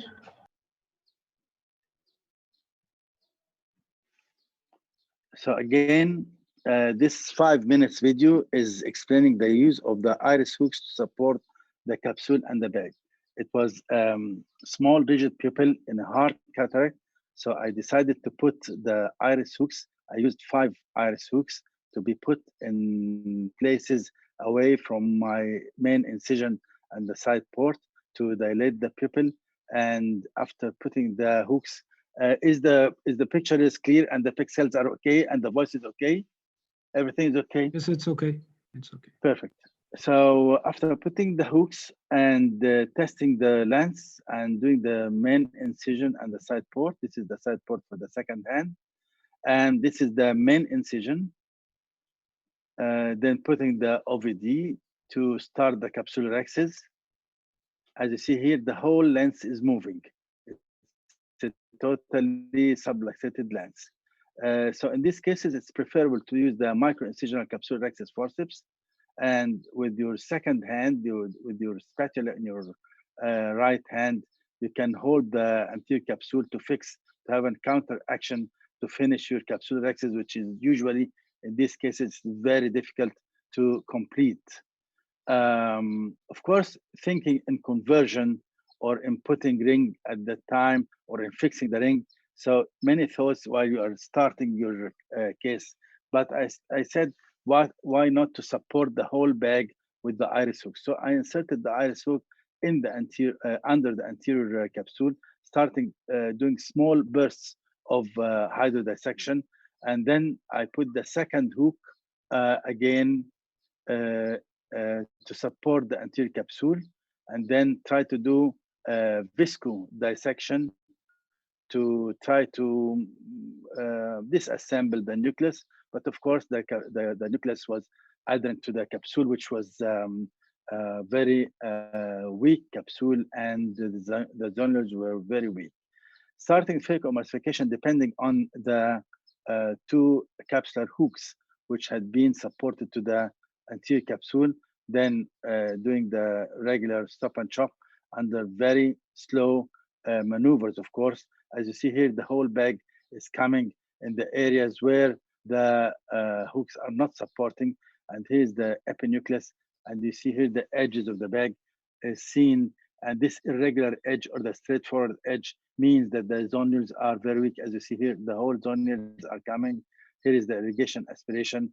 It was really a hard time to clean and clear the whole bag, aiming for small incision for this patient, not to induce large incision, aiming for putting, maybe we can put the IOL in the sulcus, but as you see here, the whole bag is moving. And then when I fulfill the bag with the OVDs, I had to take the decision whether or not to put an IOL inside this bag. Do you think that this bag will withstand any intraocular lens? So as you see here, you are unfolding the bag with the iris hook. So I decided to remove the whole bag. Removing here the whole bag is so simple, and then I stretch it over the cornea. Yes, it is complete. Nothing. The zonules are, of course, they were very weak. I don't know how phacoemulsification has been completed in a case like this, but you have now an intact anterior vitreous face, straightforward case without any capsule. So simply to constrict the pupil and to put artisan or very size IOL iris fixation with 3 sutures at the end of the day after putting mycol or acetylcholine to constrict the pupil.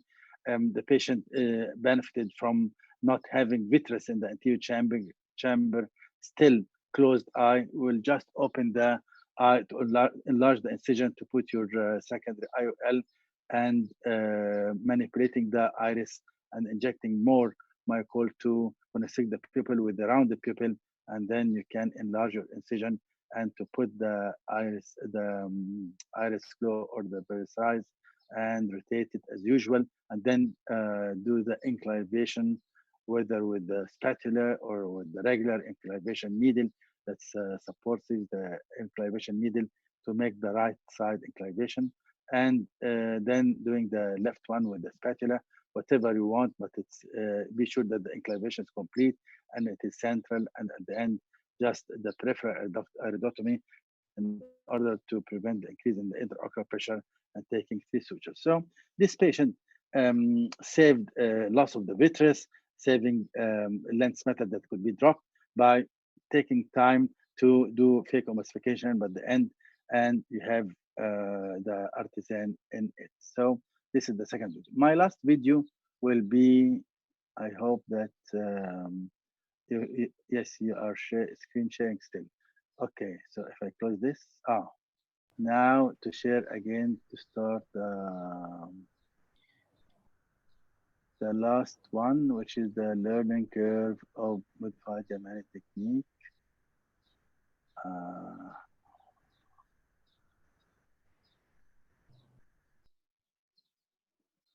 So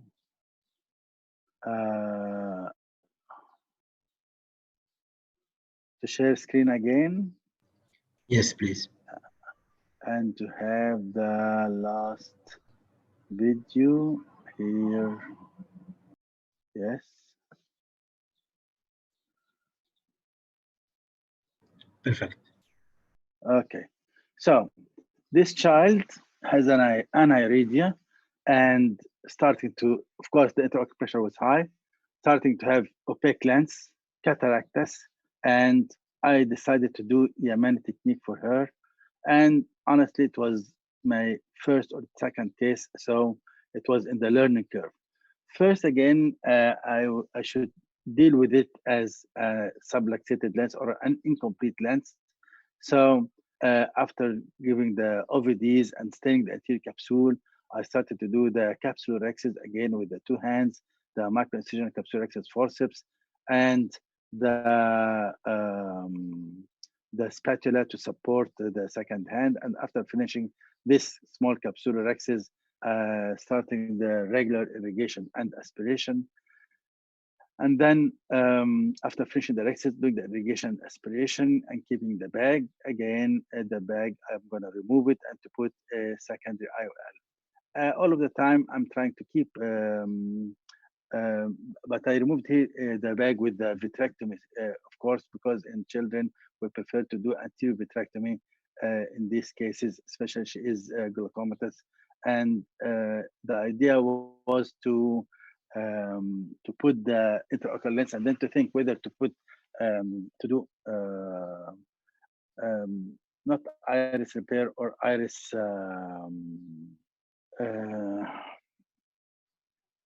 artificial iris or not. But I discussed this with her parent. He said she was seeing well with this aniridia, so we can make the artificial iris later on. Simply, this is the Yamani technique. After putting the 3-piece IOL and inserting the haptic, trying to put it in the needle, the 20, it should be 30 gauge needle, but I tested on the 29, I found it's okay. And while inserting the lens inside, as you see, it had been rotated, and the haptic was again lost. It didn't come out, and I did not do cauterization for this haptic at this time. So to learn, number one, once you have the haptic out, you have to do cauterization for it. And then this is the second haptic, which is again getting out of the side port from the through the needle. And then I cauterized the second haptic, but again, the first haptic was missed. So I get the first haptic out again and try to insert it in the, after putting again the insulin needle from 2.2 millimeter incision, right angle. And then I could put the haptic inside the needle, but again, didn't get out. So I opened over the sclera, pushing the haptic from inside, getting it out. And once it's out, I cauterized it, and the IOL is okay. The lesson here is you have to do anterior chamber maintainer will definitely facilitate instead of putting viscoelastic too much. Once you have the haptic out, cauterize it, don't wait. Of course, for children, preferable to take sutures for these children, and centralization is mandatory. So marking, doing this marks at the 3 and 9 o'clock is mandatory to have the IOL centralized. At the first post-operative day, there was part of the haptic that had been exposed. I re-entered the child again to let the haptic inside the sclera, and up till now, this child is on antiglaucoma. She's doing well. She's seeing about 618, which is about 0.5, which is satisfactory for her. And that's it. These are my 3 videos, and I think that's enough time for to give time for Dr. Hafidi, because we are approaching to finish. So, and there's still some discussion. So I would like to thank you all for listening. Thank you, Oussad. Donc, on va enchaîner avec ma présentation. Alors, partager.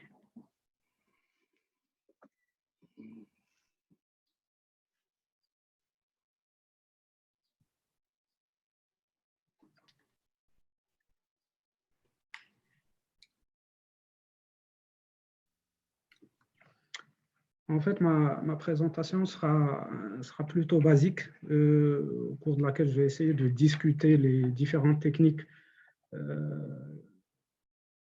de fragmentation du noyau. Donc, elle va se pencher sur cette étape de la chirurgie qui est très importante et qui est chronophage en général.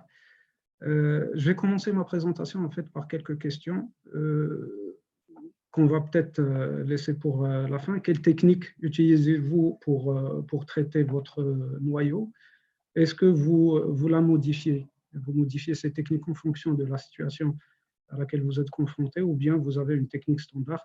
J'ai eu la réponse du Dr Ali Naïm, donc il a une technique fétiche qui est le stop and chop. On verra quels sont les avantages de chacune de ces techniques. Donc, alors, on va essayer de discuter tout cela après la présentation. Donc, à travers cette présentation plutôt basique, je me suis fait un petit guide des techniques de fragmentation que je voudrais partager avec vous. Et en même temps, pour les chirurgiens qui veulent se lancer en matière de choc, on va essayer de détailler un certain nombre d'astuces pour éviter un nombre de pièges qui peuvent être parfois aux conséquences dramatiques. Donc, un petit rappel historique, il faut savoir que le principe se base sur l'anatomie du cristallin, comme ça a été bien expliqué par le Dr Howard Gimbel en 1990. Je ne vous apprends rien à ce propos. Le noyau étant fait de 4 couches entourées d'un cortex. Alors, le docteur Gimbel avait à cette époque décrit la technique du divide and conquer, dont le principe est de fragiliser la partie dure du noyau, en réalisant bien sûr des sillons perpendiculaires, 2 sillons perpendiculaires l'un à l'autre, un cracking qui va scinder ça en 4 morceaux qui seront faciles à traiter. Depuis le temps, plusieurs techniques ont vu le jour. Donc, comme je viens de dire, il faut savoir que les frontières entre la partie dure et la partie molle du cristallin vont changer au fil du temps. C'est-à-dire à mesure que cette cataracte va mûrir, on aura un noyau qui est, la zone dure du noyau sera plus grande. C'est ainsi que plusieurs systèmes de gradient ont été développés, à savoir la classification du LOX3. Un élément essentiel qu'on verra à travers 2 exemples que je vais exposer, il ne faut jamais se faire trahir par la visibilité du fond d'œil, mais plutôt tenir compte de la coloration du reflet du noyau à la lampe à fonte. Alors, un deuxième élément, c'est que pour les cataractes totales blanches, il ne faut pas se faire avoir aussi par ça. Elles ont souvent la même gueule, mais elles peuvent être gentilles, comme on va le voir dans le dernier cas où des fois, elles peuvent vous cacher des surprises pas très sympas. Donc, votre appréciation de la densité du noyau en particulier peut se trouver erronée et vous ne le saurez qu'en opératoire en fait. Donc, face à ce type de cataracte, il faut toujours s'attendre à tout type de scénario. Il faut savoir que grosso modo, il y a 4 paramètres qui vont régir la difficulté du cas dans sa globalité. La densité du noyau, l'état de la zonule, l'iris et la profondeur de la chambre antérieure. Alors, l'idée est de discuter une stratégie de fragmentation du noyau raisonnée à la lumière de ces 4 paramètres pour tirer un maximum de bénéfices, en sachant que grossièrement, il y a 3 grands groupes de techniques. Nous avons d'un côté la technique standard qui a le mérite d'être valable pour tout type de cataracte. En fait, elle permet de réduire la masse cristallinienne et créer plus d'espace de travail, tout en fragilisant la partie dure du noyau. De l'autre côté, les techniques manuelles ou techniques de chope qui ont l'avantage d'utiliser moins d'énergie ultrasonique avec une réduction considérable du temps opératoire. Entre les deux, nous avons ce qu'on appelle les techniques hybrides, c'est-à-dire le stop and show par exemple, qui allie les 2 avantages. Alors, je vais commencer par la technique du divide and conquer. C'est une technique, comme je viens de dire, qui est valable pour tout type de cataracte. Elle reste quand même une technique de choix quand il y a une fragilité zonulaire. Mais faites attention à votre endothélium en utilisant beaucoup de visqueux en travaillant au niveau du plan de l'iris. Alors, chez ce patient, comme vous le voyez, c'est une cataracte qui est moyennement dense, avec un manifeste syndrome exfoliatif, on va dire grade D, sans phacodonésis évident à l'examen préopératoire. Je vais montrer l'intérêt de cette technique du divide and conquer qui permet de stresser un peu moins la zonule. Ça, c'est le maximum de dilatation qu'on a pu avoir préopératoire. Moi, j'essaie au maximum d'éviter de mettre des crochets à iris ou bien des techniques de stretching, vu le risque de rupture sphinctérienne, de sidération du sphincter en post-opératoire, avec tout cela implique comme aberration optique. Personnellement, j'utilise toujours le bleu du tripant, et particulièrement en cas de mauvaise dilatation, comme c'est le cas, pour éviter de perdre son rexis, parce qu'on a un mauvais reflet pupillaire. Donc, dans ce cas, j'ai tenté une viscodilatation.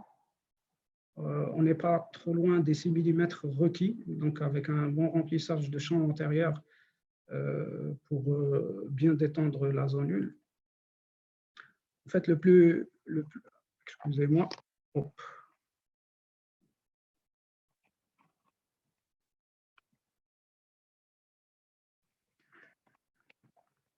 Voilà, je vais essayer de reprendre.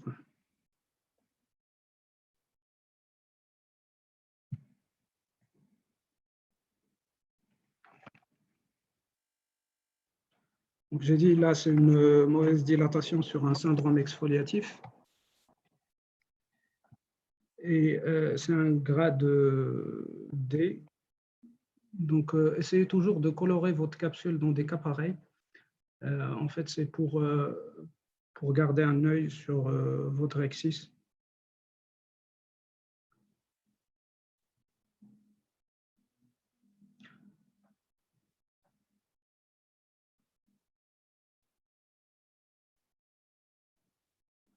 Alors là, je vais tenter un rexis au bord de la pupille. Des fois, on a besoin d'un peu plus, donc je peux même passer sous l'iris si la dilatation ne suffit pas. Comme je viens de le rappeler, j'essaie au maximum d'éviter les rétracteurs à iris qui laissent des fois des dilatations post-opératoires trop gênantes.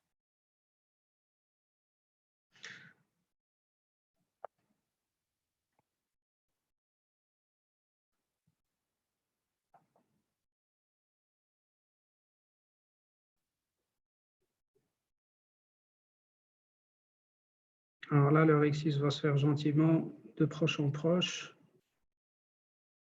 Vous voyez que dès que je touche la capsule, c'est tout le cristallin qui bouge.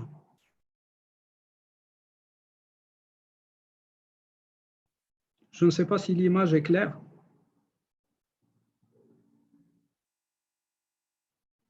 Oui, c'est clair, Zoé. OK. L'image est claire, Zoé.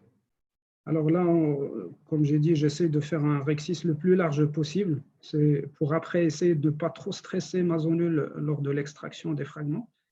Et là, c'est pour vous montrer l'intérêt de ces techniques du divide and conquer. Donc là, l'hydrodissection, j'essaie, c'est-à-dire ne pas m'attendre à voir la grosse vague, juste la protrusion du cristallin, une toute petite protrusion suffit. Donc, je m'arrête, je ne mobilise pas non plus mon noyau. J'ai essayé de faire ça en bimanuel, après avoir creusé un sillon. On va s'aider des deux instruments, c'est-à-dire la pièce à main et le micromanipulateur.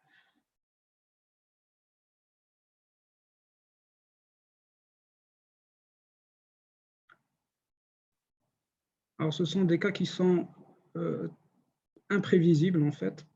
À n'importe quel moment, vous pouvez avoir votre désinsertion. Donc, essayez de minimiser un peu les gestes. Là, vous allez voir, en bimanuel, ça marche très bien. Donc, je fais tourner en bimanuel plutôt que d'aller appuyer sur un seul point pour faire mobiliser ce noyau. Donc, je continue mes sillons en insistant sur la partie centrale. Toujours faites tourner le noyau en bimanuel. Alors là aussi, je vais continuer.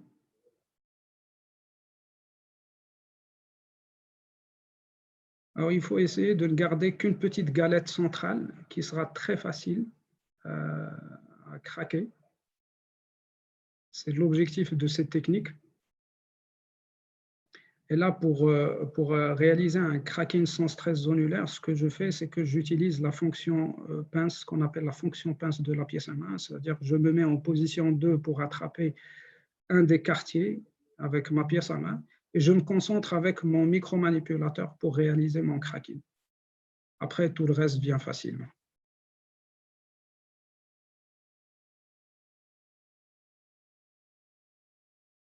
Là, je vais essayer aussi de faire la même chose. Alors, un élément qui est très important, c'est que j'essaie de ne pas commencer à extraire mes quartiers jusqu'à avoir fini le cracking. Ça permet de mieux mobiliser mes quartiers.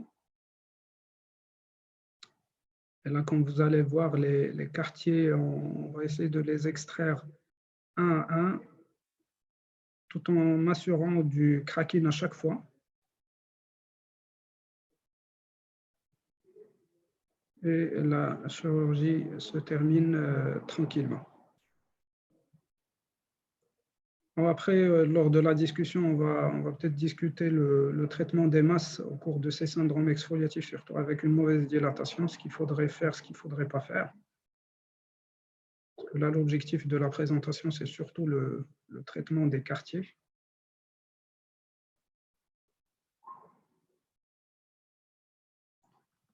Voilà, donc je passe à la deuxième technique, ou le deuxième groupe de techniques qui comporte des techniques qui sont hybrides, c'est-à-dire le stop and shop et le crater shop.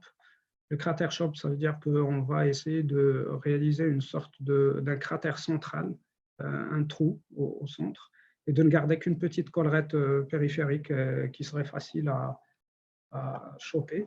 Là, c'est un exemple du crater shop. Il s'agit d'une patiente qui est diabétique avec une cataracte hyper mûre, un reflet ambré, avec une dilatation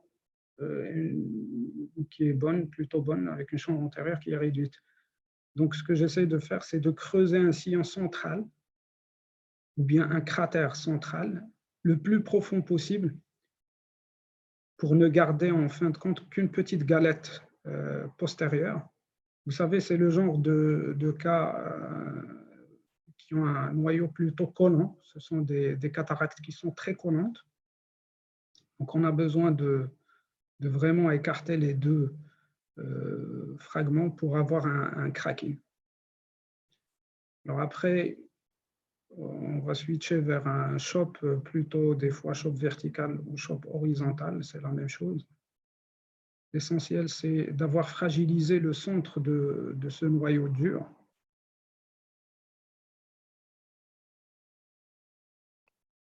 Alors la même chose de proche en proche, toujours garder tous les quartiers à l'intérieur du sac, essayer de travailler à l'intérieur du sac. Alors là, j'ai réalisé 4 quartiers, on peut en faire plus, c'est-à-dire qu'on peut choper autant qu'on veut, et d'autant plus que la cataracte est dure, vaut mieux réaliser plusieurs shops pour avoir en fin de compte des quartiers qui sont de très petite taille, faciles à traiter.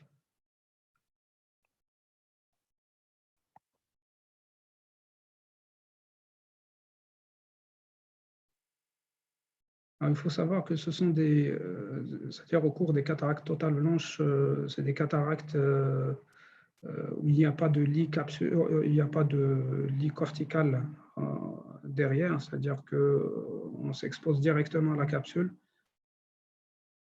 Donc, il faut faire attention et avoir le réflexe de lever le pied après la désobstruction de la pièce à main.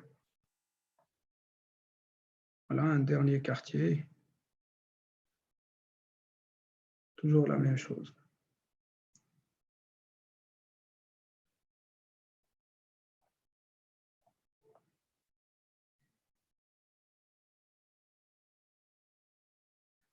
Après, on va passer aux techniques, on va dire, purement manuelles. C'est-à-dire, c'est le principe comme mentionné d'attaquer directement le noyau sans réduction de la masse cristallinienne du noyau. Alors, pour réussir son choc, on aura besoin de repères. C'est très important, qui sont le bord du rexis. C'est la raison pour laquelle j'utilise souvent mon colorant pour colorer la capsule antérieure, pour garder toujours un œil sur cette capsule. Et le deuxième repère, c'est l'identification de la partie dure du noyau, parce que souvent la manœuvre peut échouer si on rate la partie dure. On est en train de choper le cortex plutôt que la partie dure. C'est la raison pour laquelle souvent cette technique échoue à faire craquer le noyau.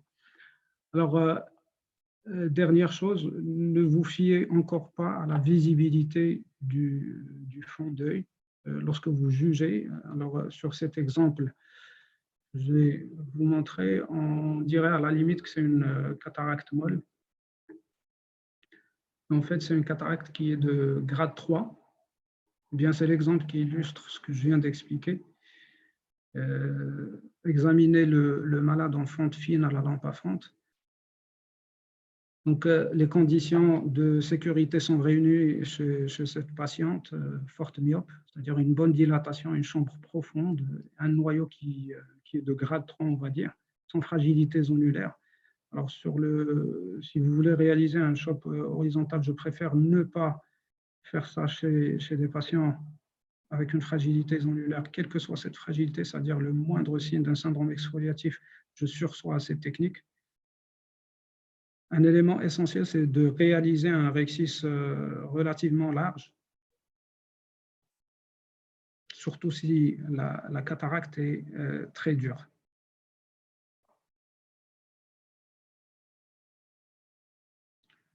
Alors, l'hydrodissection est un temps très important. Alors, pour la réussir, essayez de soulever mécaniquement votre capsule antérieure et de la faire passer la canule sous cette capsule et faire un mouvement d'essuie-glace pour la décoller mécaniquement avant de commencer à injecter le BSS. Donc, la mobilisation est très importante parce qu'après, il ne faut pas stresser la zonule. Donc, il faut toujours commencer par aspirer. On verra ça sur un troisième exemple. Il faut toujours nettoyer le cortex antérieur avant d'aller chercher la partie dure du noyau. Donc, on va partir sous le rexis, chercher l'équateur du noyau, et non pas du cortex. Et on va choper de proche en proche.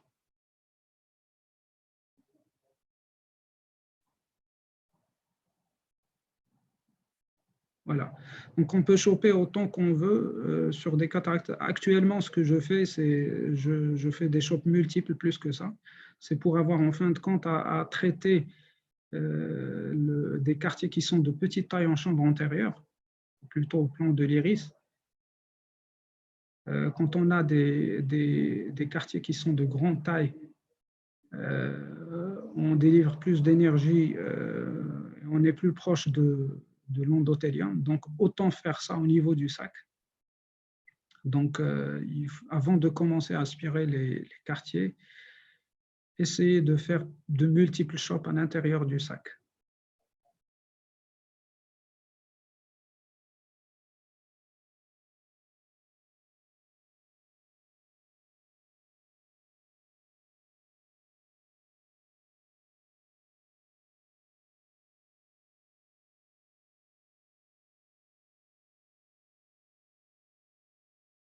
Votre micro-manipulateur va toujours exposer les quartiers à aspirer devant la pièce à main. Essayez de garder votre pièce à main au niveau du centre, c'est la zone de sécurité, on va dire.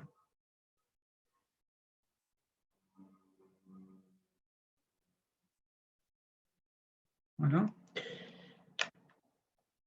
Alors là, c'est le deuxième exemple pour illustrer, là, j'ai mis cette vidéo pour rebondir sur le point de la localisation du noyau.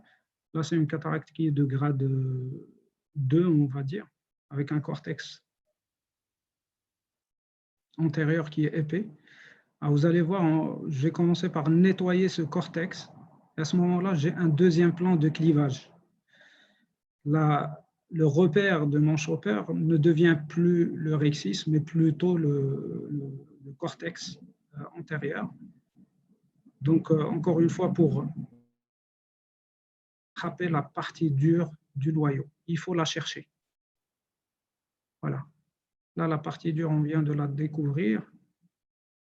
Je fais passer mon chopper entre le cortex, cette fois-ci, et le noyau. Voilà. À tous les coups, ça ne rate pas.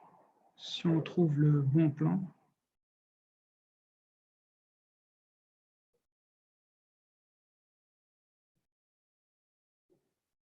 Alors bien sûr, le mouvement, c'est un mouvement qui est combiné pour compenser le mouvement du chopper. Il faut pousser un tout petit peu la pièce en main vers le chopper.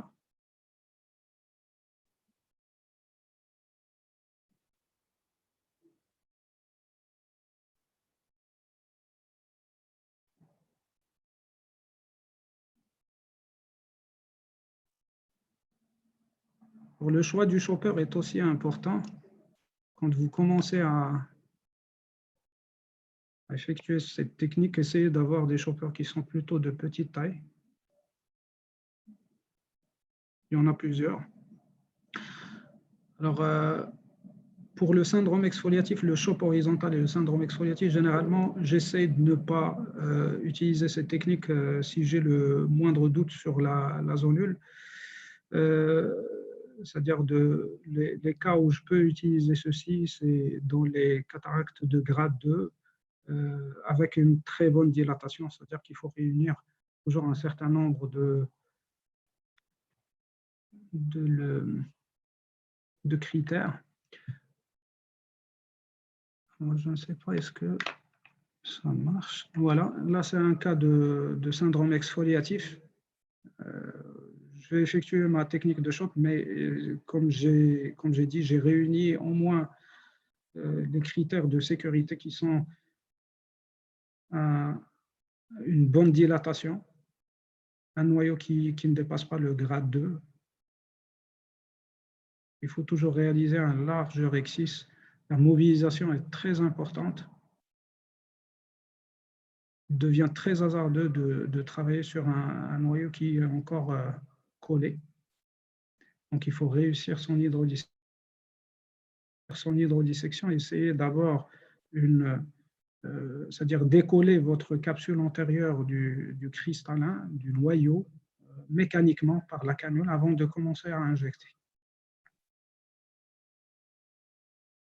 Donc après, tout se passe très bien. Généralement, si vous avez une chambre réduite, vous essayez de travailler avec un chopper qui est de petite taille, ou bien opter, en cas de chambre réduite, opter pour des techniques de réduction de masse cristallinienne, c'est-à-dire soit un stop and shop ou un crater shop. Alors, vous voyez que la cataracte n'est pas très dure.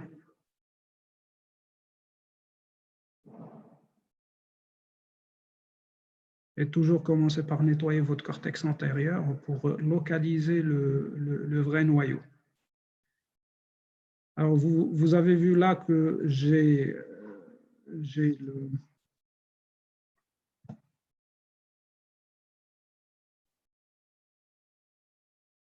commencé par aspirer les quartiers.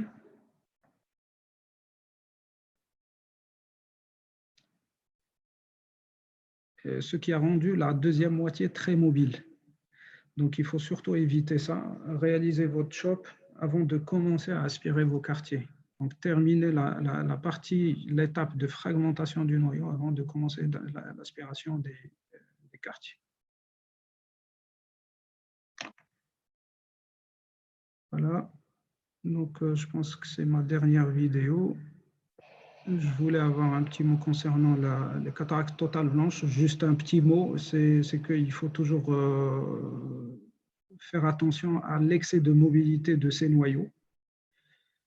J'ai mis cette vidéo pour juste discuter une manœuvre de sauvetage qu'on va discuter après. Là, vous allez remarquer vers 6 heures au cours de mon rexis, le rexis allait filer. Donc, ce que vous faites, c'est que vous rabattez votre capsule rapidement et tirez vers le centre.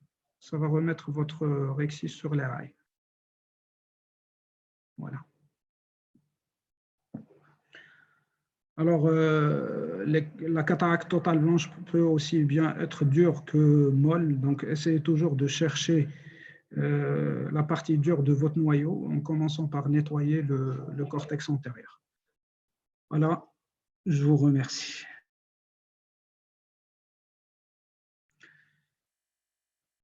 Alors, on va commencer notre discussion. Excusez-moi. Voilà.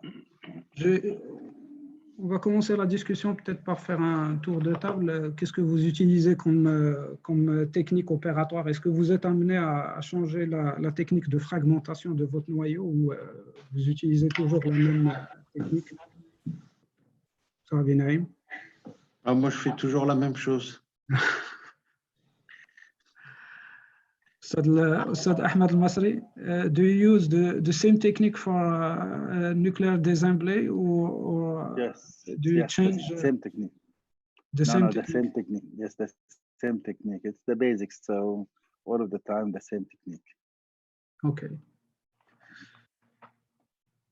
Alors, moi, j'avais une question pour Alain. Pour les masses de midi, vous avez parlé des masses de midi. On a vu votre cas qui avait posé problème. Comment vous faites pour traiter ce problème à l'avance? C'est-à-dire, Non, là, comment gérer ces masses de midi? non, là, je vous ai montré un cas particulier. En général, Je sais. elles arrivent facilement. Si vous n'y arrivez pas, moi, je remets du visqueux avec une charleuse, j'enlève les masses de midi. Je n'ai plus dans mes boîtes la bimanuelle, mais l'idéal, c'est la bimanuelle. Vous mettez une canule irrigante dans la main droite et une canule aspirante et vous allez chercher la masse de midi très facilement. D'accord. Non, là, je vous ai montré un cas particulier où on se dit il vaut mieux laisser la masse de midi que de péter la capsule. Et puis, on se retrouve avec la complication après.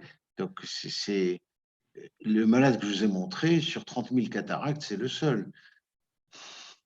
Alors, en fait, à mon sens, la bimanuelle règle le problème des masses de midi. Oui, c'est ce que je viens de dire.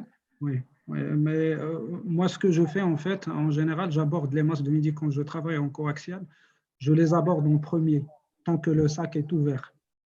Oui, mais ça, je ne le recommande pas. Parce que s'il faut péter la capsule, il vaut mieux la péter en fin d'irrigation-aspiration qu'en début. Irrigation-aspiration, oui. Alors, en parlant de... Là, c'est une question pour Dr Marc Muren. Toujours avec Il est nous? parti. Non, non, je suis là, je suis Ah, là. pardon, bonjour Marc. No, no, he's here. Ma vidéo c'est est- concernant Oui. le colorant, en fait, pour tatouer la cornée. C'est-à-dire, j'ai beaucoup de questions par rapport à la marque, à la Il y a, dilution. il y a un laboratoire qui s'appelle Biotique Fossea qui délivre du colorant pour usage médical et en particulier pour la cornée. On avait publié il y a 10 ans dans le journal français d'ophtalmologie, on avait publié la technique de tatouage de la cornée avec ces produits. Donc vous retrouverez assez facilement les références du produit dans l'article. Le laboratoire s'appelle Biotique Fossea. C'est un laboratoire français.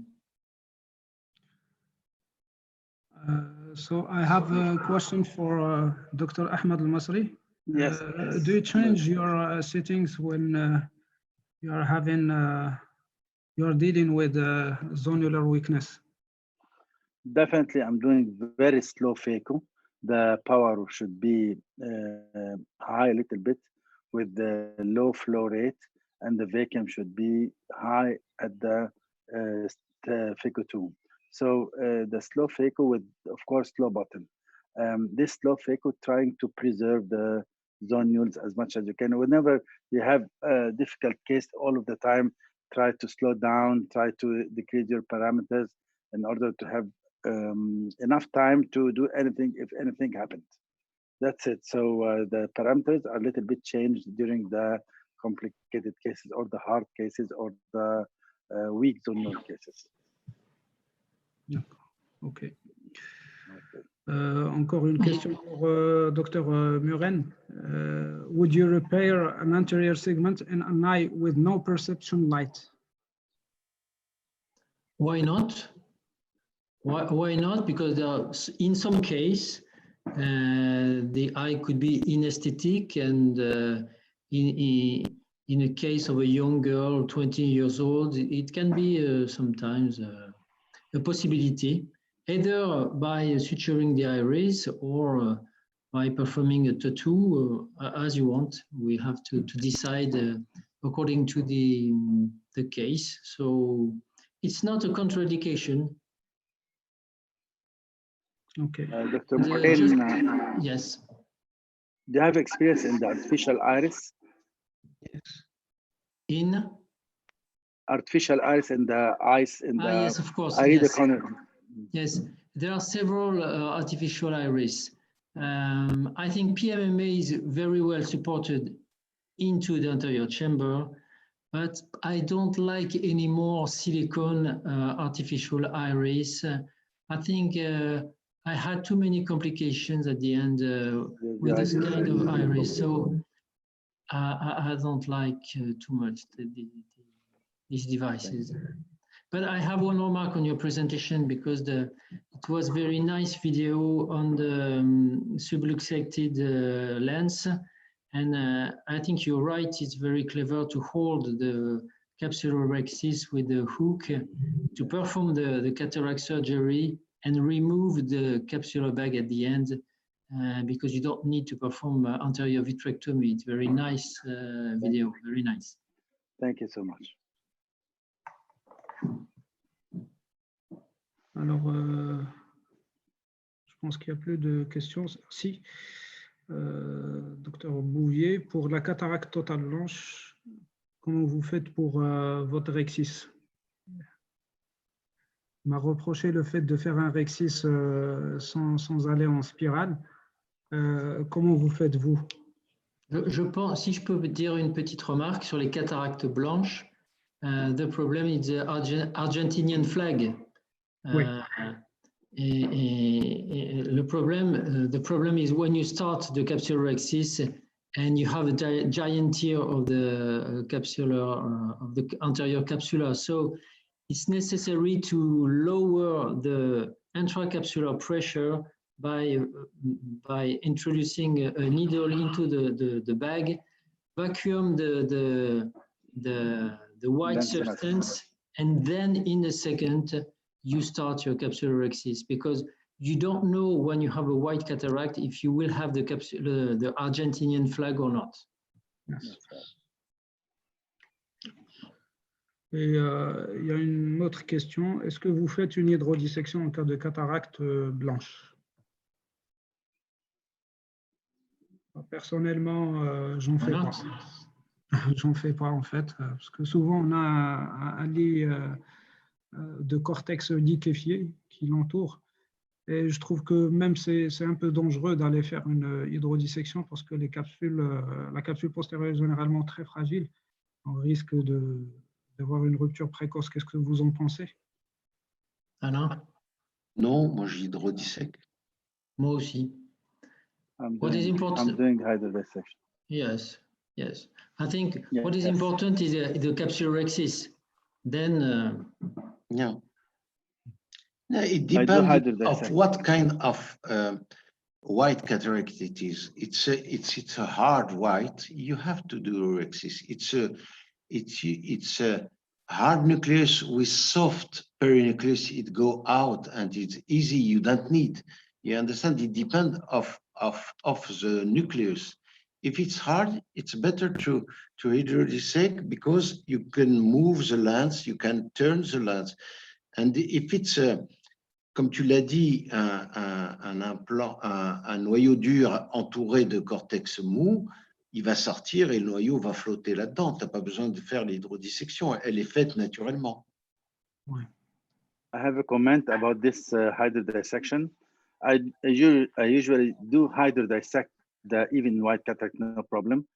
But if you're afraid, do viscodissection. Viscodissection will let the OVD to move slowly around the nucleus. It will protect the posterior capsule. I routinely do viscodissection in all my cases after the hydrodissection. But in white cataract, if you're afraid, do viscodissection. This will be safer for you. J'ai une question pour les panélistes. Je peux? Oui, bien sûr. Dans notre contexte marocain, il y a beaucoup de cataractes avec pseudo-exfoliation. Je voudrais avoir votre avis. Est-ce que dans des cas comme ça, vous planifiez automatiquement l'utilisation d'un anneau de tension? Si oui, quel est le meilleur moment pour le mettre en place? For Dr. Masri, I just question with pseudo-exfoliation with cataract cases, more frequent in our context. Do you use CTR, capsular tonsure ring? Yes, but at what time? Yes, I'm putting CTR, but not in all cases. In the cases when there is a marked zonular dehiscence more than less than 180 and large zonular dehiscence, I put the CTR, but not regular. And definitely we saw cases after 10 and 12 years that the bag with the IOL is dropped down and it should be removed and to be replaced. So yes, we know that with pseudo-exfoliation, the zonules are very weak, but I do not put routinely CTR for all cases. This is my opinion. Personnellement, moi, je trouve que l'anneau, il n'empêche pas du tout la luxation ultérieure de l'implant. Et donc, maintenant, j'en mets plus jamais. Et en général, quand on va chercher le sac avec l'implant, il y a l'anneau avec dans le vitré. Et bon, c'est pas mieux. Et je dirais que je le mets uniquement s'il y a une déhiscence zonulaire qui fait un quart de la circonférence et avec le reste de la circonférence qui peut être bonne. Mais si toute la zonule est fragile et lâche, l'anneau, pour moi, il ne va pas amener grand-chose et je ne vois pas trop l'intérêt de le mettre. Dans ce cas-là, tu pars vers une... Je ne mets pas d'anneau. Je mets pas d'anneau et je vais mettre un implant 3 pièces. Je vais mettre un implant 3 pièces parce que si dans un an, il tombe ou si dans 6 ans, il tombe, je pourrais facilement le raccrocher à la sclère. D'accord. Ou à l'iris. Mais lui ne tombera pas. Lui ne tombera peut-être pas. Alors, une question qu'on m'avait posée pour Dr Muren, on voulait votre avis, moi et Alain, concernant les implants clippés à la face postérieure de l'iris. Oui. Est-ce que ça vous est arrivé de déclipper un implant? Est-ce que vous le ferez ou pas? Vous le feriez ou pas? Déclipper un implant de la face postérieure? Ah de oui, l'iris. oui, ça c'est tout à fait possible.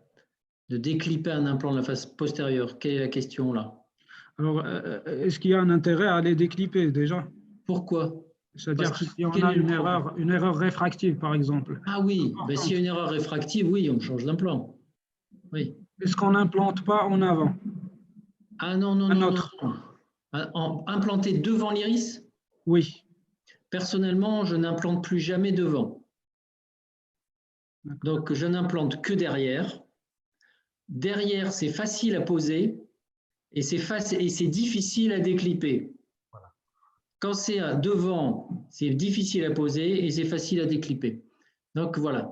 Après, postérieur, le problème, c'est que ça peut arriver qu'un implant se déclipe tout seul sur une des fixations.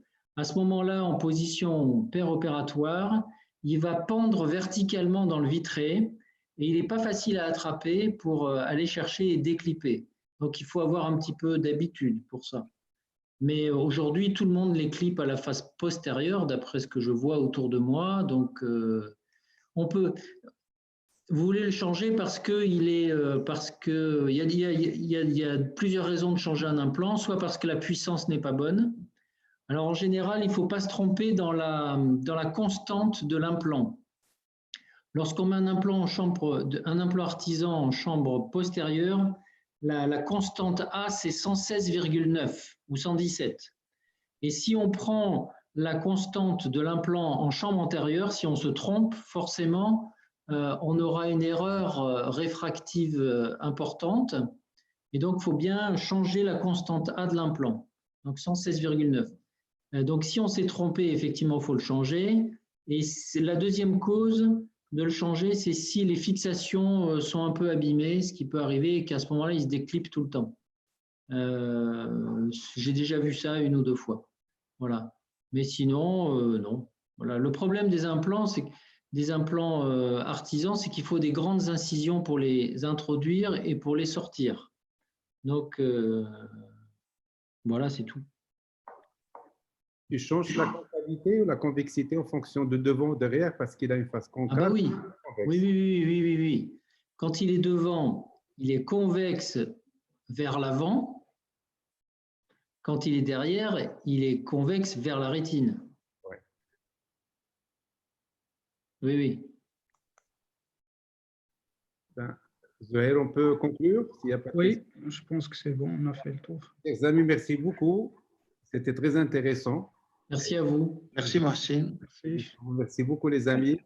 Et espérons vous voir physiquement après ce cauchemar qui passera, j'espère, bientôt. Sinon, on restera en contact. Merci beaucoup. Il y a une très belle photo de Rabat derrière. Oui, merci. Voilà, merci. Et Alain connaît les détails et les ruelles. Merci. Dr. Masri also. Wish to see you again, Dr. Masri. Thank you. شكرا جزيلا. Allez, ألف ciao شكر على à الاستضافة. tous. Thank you so much. Allez, bonne rupture de Jean pour vous. Merci. Merci beaucoup, cher ami.